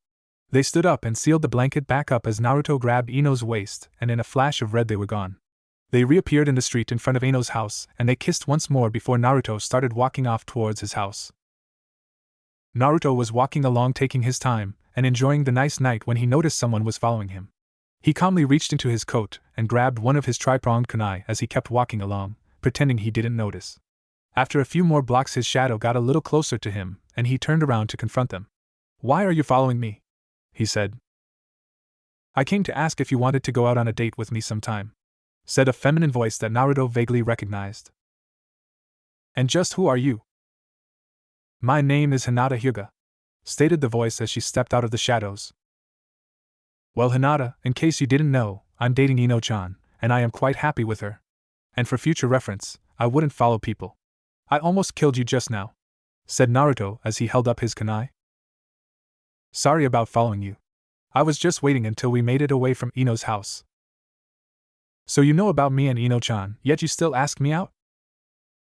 "Yes, I love you, Naruto-kun." "Well, I'm sorry, Hinata, I love Ino-chan." "No! What does she have that I don't?" "It isn't about what either of you have or don't have. I just love her, and that isn't going to change." "Oh really?" said Hinata in a sexy voice as she walked a little closer, revealing that she was wearing a low-cut shirt which showed off a lot of cleavage. "Like what you see, Naruto-kun," as she continued getting closer to him. "Hinata, stop this, I told you, I love Ino," said Naruto. "Well, let's just see if I can change that then," she said as she got within a couple of feet of him and reached out to rub his chest. "Nothing will change my mind, Hinata, you might as well stop this," said Naruto as he started to back away. "Come on, Naruto-kun, at least give me a chance, please," she said as she wrapped her arms around his waist and pulled him in tight, rubbing her chest against his. "Hinata, I'm not going to say it again. I love Ino. Nothing you say or do will change that," he said as he pushed her off of him. "Now please leave me alone." Naruto turned and continued his walk home as Hinata stood there with tears forming in her eyes. "If I can't have Naruto-kun, no one can. You better watch your back, bitch," thought Hinata as she turned back towards Ino's house with her Byakugan active. The rest of Naruto's trip was uneventful. He made it home and grabbed a snack out of the fridge before heading upstairs to bed. The next day when he woke up he showered and headed down for breakfast just like any normal morning. He had the day off, so after he ate breakfast he headed over to Sasuke's house to see if he was busy. As he walked up to the gates of the Uchiha compound he was greeted by two guards in Konoha tuning gear. "Hello Naruto-san, how are you today?" "I'm fine, is Sasuke around today?" "Actually Naruto-san, I think he is out training with Itachi-sama today. Is it something important?" "No, it's nothing. Thank you," said Naruto as he bowed and walked off. "Well, Ino is with her team, Sasuke is busy with Itachi, and I have nothing to do today. Maybe I can find someone who can teach me to use Zabuza's sword. But who do I know that is good at Kenjutsu?" Naruto continued walking down the street trying to think of someone who could teach him Kenjutsu when he suddenly heard YOSH. "Your flames of youth burn as bright as ever, Lee." As he stopped and looked over to the training ground where the noise came from to see a tall man with green tights, a jounin vest and a bowl haircut crying anime tears while another smaller version of himself without the vest was doing one-armed push-ups. A younger man in a white jacket with black shorts and long black hair, as well as a younger-looking girl with a white Chinese-style shirt and brown pants, with two buns in her hair stood nearby watching. "If I cannot do 500 one-armed push-ups, I will do 1,000 squat thrusts. If I cannot do that, I will run around Konoha 500 times on my hands. If I cannot do that, said the smaller green-clad ninja as the girl with the buns punched him in the back of the head. About that time the Jounin noticed Naruto standing there. We have a spectator. The youthful son of our youthful Hokage is watching our progress. How are you today, Naruto-kun? Naruto started walking towards them as he said, I'm doing fine, I'm sorry. I didn't get your name. YOSH. I'm a Might Guy. The beautiful blue beast of Konoha. And these are my youthful students, Niji, Tenten, and Rock Lee. Nice to meet all of you. I am Naruto Namikaze, said Naruto as he bowed to them. Hello Naruto-san, I am Niji Hyuga. Rock Lee here. I intend to become a great ninja even though I cannot use Gen or ninjutsu. Hello Naruto. I'm Tenten, the weapons mistress of Konoha in training. So Naruto-kun, I thought you just became a genin a couple of weeks ago, said Guy. Yeah, I graduated not too long ago. Why? If you are a rookie genin, then why do you wear the vest of a chunin? They promoted me and Sasuke a couple days ago. YOSH. Lee. His flames of youth burn brightly. He is but a rookie and made chunin already. Yes, Gi-sensei. I must fight hard to become a chunin quickly as well. Lee. Gi-sensei. Lee. Gi-sensei. Lee. Gi-sensei. Naruto leaned over to Tenten and said, Does this happen often? Unfortunately, said Tenten as she sighed. I'm so sorry. You get used to it after a while. I don't know about that. Anyways, I've got to run. Nice meeting all you, said Naruto as he turned to leave. YOSH. Naruto-san. You must spar with me to see whose flames of youth burn brighter, yelled Lee. Okay, I guess I can do that, said Naruto as he turned back to Lee and walked to the middle of the field. Ready? Said Naruto as he dropped into a ready stance. Go! Yelled Lee as he charged forward with incredible speed. Naruto wasn't expecting Lee to be so fast and as such didn't get his guard up in time, and Lee landed a kick to the side of Naruto's head, sending him flying. Naruto righted himself in midair and landed on his feet just in time to duck under a punch. Lee launched an all-out barrage against Naruto with punches and kicks, putting him on the defensive. Naruto dodged blow after blow until finally Lee left an opening and Naruto kicked low. Lee jumped over the kick and did his own spin kick which connected with Naruto's ribcage, sending him flying again. Naruto righted himself in the air again as he went through some hand seals and said, Wind style, great breakthrough. As a wall of wind slammed into Lee, stopping his new charge. Lee landed on his feet and resumed his ready stance as Naruto went through another set of hand seals and said, Water style, water bullet jutsu. As he started spitting out several balls of water, which Lee dodged with ease as he charged at Naruto again. As Lee began his charge, Naruto pulled out a kunai and threw it at Lee. Lee sidestepped the kunai as Naruto disappeared in a flash of red. Before Lee knew what happened, he heard water style, water prison jutsu, come from behind him as he was immobilized in a large ball of water. Good fight, Lee, said Naruto. YOSH. Naruto wins, yelled Guy. Good job, Naruto-kun. From this moment forward you shall be my eternal rival. I shall one day prove that my flames of youth burn brighter than yours, yelled Lee as he dropped to push-up position. As my punishment for losing, I shall do 1,000 push-ups. If I cannot do 1,000 push-ups, I will run, said Lee as Naruto turned to the rest of the team. Well guys, thanks for having me, I'm headed on further. Squat thrusts, I will do continuedly until Tenten punched him again. See ya around, Naruto, said Tenten as Naruto walked off. Well, I didn't find a teacher, but at least I met some new people and burned some time. I guess I'll just head home and train a little bit. Naruto disappeared in a red flash and reappeared in his living room, where Jiraiya and Tsunade were sitting on the couch playing chess together. He started to walk off when Jiraiya said, Hold up, Naruto, I need to talk to you. Checkmate. As he moved one more piece. Tsunade jumped up and yelled, Damn it, I never win anything, as she smashed the chessboard and table into the floor. Jiraiya and Naruto both sweat dropped a little bit and scurried off to the backyard as Tsunade sat back down on the couch and pouted. Once they got out back, Jiraiya said, So Naruto, have you spoken with Gamabunta yet? Well, I spoke to him briefly on my last mission. I summoned him to help destroy Gato's compound. Why? Usually when someone signs a summon contract they are required to speak with the head summoned beforehand. However, in your case, Bunta allowed us to sign you and said you could talk later. Why don't you summon him so you two can have his talk? What talk? Like I said, he just needs to get to know you and you can become familiar with him. It seemed like Kichi took a liking to you so you could summon him too. Alright then, said Naruto as he bit his thumb and ran those some hand seals as he smacked his hand against the ground. Summoning Jutsu. As he finished, a large cloud of smoke appeared and Gamabunta and Gamakichi, as well as another toad about Kichi's size, but yellow, stepped out of the smoke. Hello Jiraiya, Naruto, said Bunta. Hey bro, said Kichi as he jumped on top of Naruto's head. Hi guys, said the yellow toad. Hey everyone, said both Naruto and Jiraiya. Sorry, I haven't met you yet, what's your name? Said Naruto to the yellow toad. I'm Gamatatsu, nice to meet you Naruto, have you by chance got any candy? Said Gamatatsu as everyone else sweat dropped. It has been nearly 1 month since Naruto had his talk with Gamabunta. During this time Naruto has did a few more missions, with Sasuke and himself taking turns as the team leader. He also continued seeing Ino, as well as training during his free time. He has become good friends with Gamakichi, who rarely goes home anymore. Is that all you got? Come on, I could beat you in my sleep, said Jiraiya as he dodged a kick from Naruto before kicking him into a tree. Naruto stood back up and ran at Jiraiya, who kicked at Naruto again. However, this time Naruto ducked under the kick and went in for an uppercut to Jiraiya's jaw. Jiraiya simply leaned back and dodged the punch as he grabbed Naruto's wrist and sent him flying at another tree. Naruto flashed through some hand seals and said water style, hidden in the mist jutsu. As a thick mist enveloped the area, Naruto formed a Rasengan and smashed through the tree to avoid injuring himself. As he landed on the other side, he heard that's better, but a simple trick like this isn't going to fool the legendary Toad Sannin. As he went through some hand seals and said wind style, great breakthrough. As a large gust of wind blew the mist away.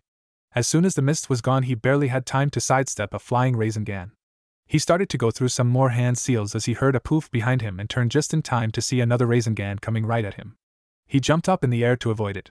He realized he had made a mistake when he came face to face with the infamous three-pronged kunai of the Flying Thunder God technique. Before he could react, a red flash appeared in front of him and Naruto punched him towards the ground as he did some hand seals and said lightning style, Raging Demon's Fist.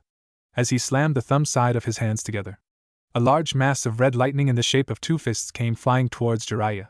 Oh shit, if that hits me I'm done for, he thought, as he quickly did some hand seals of his own and sunk into the ground. Naruto's attack smashed into the ground where Jiraiya just was, causing a large explosion and sending lightning arching all across the yard. As Naruto landed back on the ground, a pair of hands came up out of the ground and grabbed his ankles. Naruto struggled to get free as he heard footsteps coming up behind him. He turned his head enough to see Jiraiya running in with a Rasengan in hand. Naruto braced for impact and was surprised when nothing happened. He turned around again to look and see Jiraiya's Rasengan just inches from his face. I win, said Jiraiya with a large grin as his Rasengan faded away and the hands that grabbed Naruto disappeared in a poof of smoke. You're pretty good but still not Sannin good yet. Give it a while, no doubt you'll be better than me one day. Yeah, one of these days if I keep working hard at least, said a smiling Naruto. 1 week ago. Sir, we have reports that Danzo is on the move again. He has possibly been meeting with Hayashi Hyuga in secret for some time now. What are your orders? Monitor the situation, don't let Danzo catch us with our pants down. If he's meeting with the Hyuga then he is probably up to something big. Just keep an eye on Danzo for now and see if you can learn any more. 1 month before current time. Ah, Hyuga-san, come in, have a seat, said Danzo. Thank you Danzo-san. How are you? Said Hayashi. I am well, said Danzo as he developed a grin. So, Hayashi, I have a business proposal for you. I'm listening. What would you say to being the head of the village council? But how? That position has been held by the Uchiha since the village was formed. You leave that up to me. All I ask of you is your clan's support. Support in what? I intend to overthrow the Hokage. If you agree to have your clan back me, then I will award you with a permanent spot as head of my new council. Are you serious? Yes, Hayashi. Konoha has become the laughingstock of the elemental nations during the reign of the third and fourth Hokage. If I was to become the leader, we would be feared by all. We would be the greatest of all the nations, just as it should be. And you, Hayashi, would be my second in command. You drive a hard bargain, Danzo. Let me think on it for a while. Of course, take your time, said Danzo as Hayashi got up and walked out the door.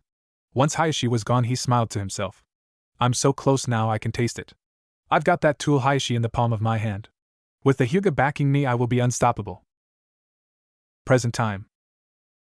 Report, said Minato as an ANBU walked into his office. Sir, we have confirmed from a leak in the Hyuga house that Hayashi has indeed been meeting with Danzo, and has been trying to talk the Hyuga Council into joining an under-the-table alliance. I see. Do you know what their motives are? Not at this time, sir. Okay. Dismissed. The ANBU shunshined away as Minato said Kakashi, Itachi. Kakashi and Itachi were both instantly standing in front of him. Yes, Hokage-sama? Said both of them at once. Do you feel as if your team is ready for a SS rank mission? What is the mission, sir? Said Itachi. To assassinate Danzo. Sir, I believe we are for the most part, but there is one thing I would ask of you first. What is it? Naruto was sitting at the kitchen table drinking some juice, resting from his spar with Jiraiya when suddenly he felt his dad calling him. He quickly finished his juice and teleported to the Hokage's office to find his dad, Kakashi, and Itachi standing there waiting on him. Naruto, we need your opinion on something, said Minato. Yes, what is it? How do you feel about an implanted Sharingan eye? Said Itachi. I don't have a problem with it. I consider Kakashi very close to me, said Naruto. No, Naruto, what he means is, how would you feel about receiving a Sharingan? Said Kakashi. Huh, you mean like having one transplanted like you, Kakashi? Said Naruto. Yes, Naruto. We feel that it would greatly expand upon your abilities, and also we have a mission in mind that you may need it on, said Itachi. Dad, what do you think of this? Said Naruto as he turned to look at his dad. Son, I agree with Itachi. You would be only the second non-Uchiha to have a Sharingan. It would be an honor for you. However, I will agree with whatever choice you make. If you agree with them, Dad, then I trust you. I'll do it, said Naruto. Okay, let's head to the hospital so we can get it in and let it heal properly in time for the mission, said Minato. Naruto, bring Kakashi please, as he grabbed Itachi's shoulder and disappeared in a yellow flash. Naruto put his hand on Kakashi's shoulder and also disappeared. All four appeared in the hospital at the same time as they went up to the room they had already selected and prepared. Tsunade, Shizen, and Jiraiya all stood there waiting on them. Naruto climbed onto the bed and laid down as Itachi handed Tsunade a jar with a red eyeball floating in it. Naruto, now is the last chance to back out before we begin. Are you sure you want this? Said Tsunade, her motherly instinct toward Naruto kicking in. Yes, I am sure, said Naruto. Tsunade then passed a glowing hand over his face and he faded off to sleep. Flashback, about 1 hour ago. What is it? Asked Minato. I would like to transplant a Sharingan eye into Naruto. What? Said both Minato and Kakashi at the same time. Why would you give your clan's bloodline away like that? Said Minato. Because I see Naruto as a little brother to me as much as Sasuke, and I believe the Sharingan will help him greatly, even if he is already very strong. Plus, with Danzo, I have reason to believe he possesses the lost left Sharingan of my friend Shisui. Wait, Danzo has Shisui's eye? Although he died in a training accident? Said Minato. Well, that was the common belief, but a couple years later I found a note along with a Sharingan eye and some of Shisui's belongings. Said Itachi as he recalled Shisui's note. Itachi, I hope that one day you will find this note. I am sorry that I had to go, but it was in the best interest of the village. I was attacked and lost my left eye to someone. I was unable to identify him, but he stole my eye. You understand how disastrous it could be if he got my other eye as well. I am entrusting you with my other eye and I am leaving the village. Please, Itachi, keep Konoha safe, consider my eye a tool to help you along. I hope we may one day meet again. Goodbye. Signed, Shisui. He was attacked and lost his left eye by an unknown assailant, before leaving his right eye to me. He then faked his death and left the village in order to maintain the peace. Wow, he was a true patriot, said Kakashi. He made the ultimate sacrifice for the safety of the village. Yes. He is the perfect example of a shinobi, said Itachi. Anyways, I believe the reason that Danzo wears the bandages on his head is to hide Shisui's other Sharingan. So it would be beneficial to Naruto to have a Sharingan of his own. Yes, I suppose you are right. Whose Sharingan do you intend to give him, though? Shisui's. Are you sure, Itachi? That is one of the most powerful eyes of your clan. Yes. As I said, Naruto is like a little brother to me. I trust him with the power above everyone else in this world besides Sasuke, and he has his own Sharingan. Besides, soon, I will have his left eye back. Naruto? Naruto-kun? Naruto, can you hear me? Said a detached voice. Huh. Where am I? Said Naruto as he opened his eye. Why can't I see out of my right eye? What happened? Naruto, calm down, and I will explain, said Tsunade. You just had surgery. It is normal to experience temporary amnesia afterwards. You agreed to have a Sharingan I implanted into your right eye socket. The eye is covered for now to allow it to heal properly. Oh yeah, it's coming back to me now. Did everything go well? Yes, the surgery was a success. You will just need to rest for a few days to allow the eye to heal, so you don't damage any of the connections. Okay. So how do you feel, son? Asked Minato. Like I just ran 1,000 miles on my ass cheeks, said Naruto, eliciting a laugh from everyone in the room.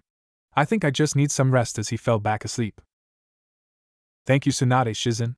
I'll take him home to get some rest now, said Minato as he picked Naruto up and disappeared in a flash of yellow. Naruto slowly opened his eye and looked around the room as everything came into focus. Ino was sitting in a chair next to his bed with her head laid on his chest, asleep. Naruto sat up, waking Ino up. Once she seen he was up, she wrapped him up in a hug and said, "Thank God you're okay. I was worried about you, Naruto-kun." "What, how long have I been asleep, Ino-chan?" 2 days now. Your dad told me what happened. Are you feeling okay, Naruto-kun? Yeah, Ino-chan, I feel fine. Can you go find Tsunade for me, please? Sure, I'll be right back. As she walked out the door and returned a few minutes later with Tsunade. How do you feel, Naruto? Said Tsunade. I feel fine now. How much longer do I need to leave this cover on? How does it feel? Any pain or anything? No, it's fine, I think. Well, if it feels good, then you can go ahead and unwrap it, said Tsunade as Naruto started to unwrap his bandages. Once he got them off, he opened his eye and then screamed and covered it with his hand. Naruto, what's wrong? Naruto-kun, came the simultaneous screams of Tsunade and Ino as Naruto started to laugh. Gotcha, he said as he rubbed the back of his head and grinned until Ino punched him in the head. Damn it, Naruto, you worried us, she screamed. Kid, you're lucky you are recovering from surgery, or I'd kick your ass for worrying me like that. But remember, you will be better one day and I'll be waiting, said Tsunade with flames in her eyes as Naruto gulped and wondered why he did what he did. What's the matter? I heard a scream, said Minato as he ran through the door. It was nothing, just your son being a dumbass, said Ino as Tsunade smirked. I like this girl. Oh, thank God. So how do you feel, Naruto? I think I am fine. It doesn't hurt or anything. It's just kind of weird. Everything is so much clearer now. Yes, son, that's the Sharingan for you. But remember, you'll have to keep it covered like Kakashi since you can't cut it off or it will drain your chakra. Actually, Dad, I have an idea that may help me and Kakashi both. How long until our next mission? 1 week from tonight, said Minato. Okay, that gives me time to work on my idea and rest the eye some more. I may need yours and Jiraiya's help along the way, though. What do you have in mind? A seal over my eye, to allow me to cover and uncover it with chakra, just like was normal. That's a brilliant idea, son. Maybe we can do it. But before that, I need to go for a walk. My legs feel like noodles. Just be sure to keep the eye covered. Actually, I think it may be better to use it. I have plenty of chakra and I need to adjust. Yeah, I guess you're right. You two have fun, said Minato as he walked out of the room along with Tsunade. Naruto got up out of bed and walked towards the door when he suddenly stopped and blushed a dark red as Ino did the same. Nah, Naruto-kun, she stuttered. I know, Ino-chan, he said as he ran back to the bed and threw on his clothes. Oh my God! He's freaking hot, yelled Ino in her mind. Naruto got dressed and noticed that Ino was still looking at him and blushing. Well, Ino-chan, did you like what you saw? He said in his sexy voice as blood trickled down Ino's nose. I take that as a yes then, as he kissed her on the forehead and drug her towards the stairs. As they reached the living room, Tsunade said, what happened to her? Well, no one bothered to tell me. They took all my clothes, so she saw me walk across the room in my boxers, said Naruto as he laughed, and Jiraiya pulled out a notebook and started writing vigorously with a lecherous grin. Tell me more, kid, anything happen? Said Jiraiya as a fist connected to Tsunade slammed into his face. He is like my son, you damn pervert. And that means he is like a stepson to you. Actually, he is my godson. whimpered Jiraiya. Well, see ya later, me and Ino-chan are going for a walk, said Naruto as they walked towards the door since Ino had regained consciousness. The couple decided to go grab a bite to eat at Ichiraku's, so they were taking their time walking over there and enjoying the day. About halfway there, they ran into Sasuke. Hey Naruto. Damn, it sure is weird seeing you with a Sharingan, said Sasuke as he grinned. Anyways, where are you two headed? Ichiraku's ramen, wanna come? Sure, but I have to go meet Sakura first. Sakura? Wasn't she the president of your fan club not too long ago? Laughed Naruto. Fuck off, said Sasuke as he laughed a bit himself. She was, but she approached me a few days ago and she seemed to have calmed down, so I figured I'd give her a chance. What about your fan club? Well, Hinata talked to me a few days ago, but I turned her down, of course. Damn, she was persistent though, she damn near raped me, said Naruto as he and Sasuke laughed, and Ino glared at him with fire in her eyes. Oh. I'm going to get Sakura, I'll meet you there in 15 minutes, yelled Sasuke as he was already a block away. So she almost raped you, and I didn't hear of this? Said Ino as she made Naruto feel 3 inches tall. Let me explain, Ino-chan. Oh, you bet you're going to explain, and it better be damn good too. Naruto cringed a little as he said, the night we got home from Wave, when I dropped you off at home and started walking home myself, I heard someone following me. I turned around to confront the person, and it turned out to be Hinata. She asked me out and I told her no, and so she tried to hug me and I told her no again. Oh hell no. Her ass is mine, thought Ino. I promise nothing happened though, Ino-chan. It was just guy talk.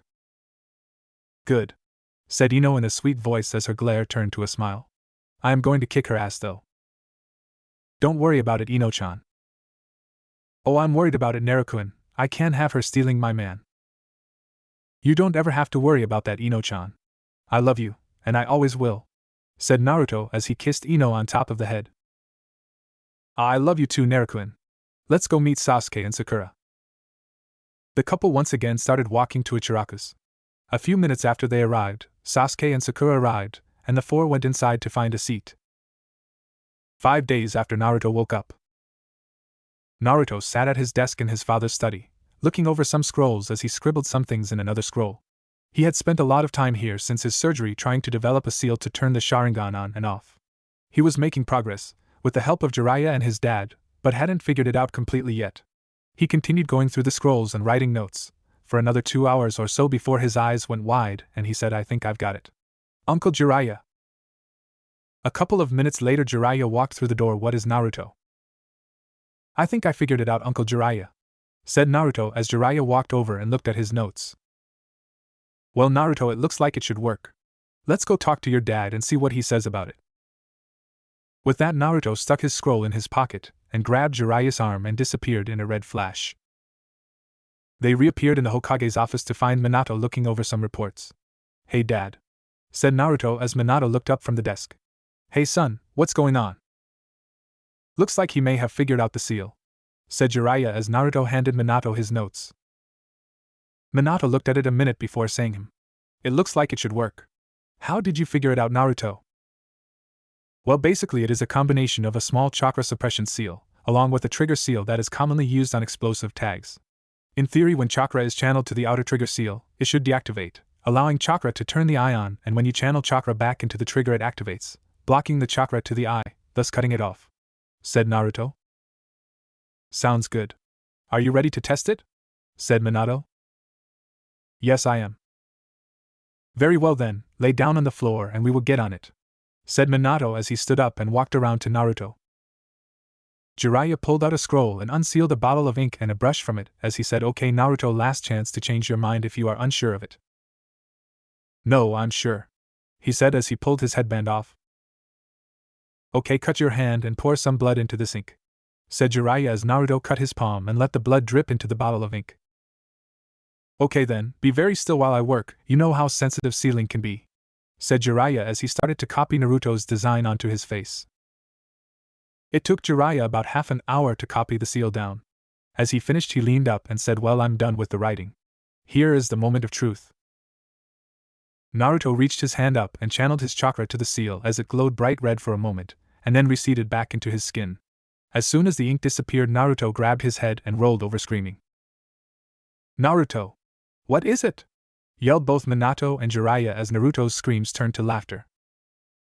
Damn it, Naruto, you scared us again! Yelled Minato as he punched Naruto in the head. You gotta admit it was funny though, Dad. Hell no, you scared us to death, said Minato as he thought it was pretty funny since I'm not worried now. He acts like me way too much. Naruto just grinned as he rubbed the back of his head. Minato looked at his eye for a minute and said, Can you see out of it? Yeah, I see fine. Well then, turn the Sharingan on. Naruto focused chakra to the trigger seal as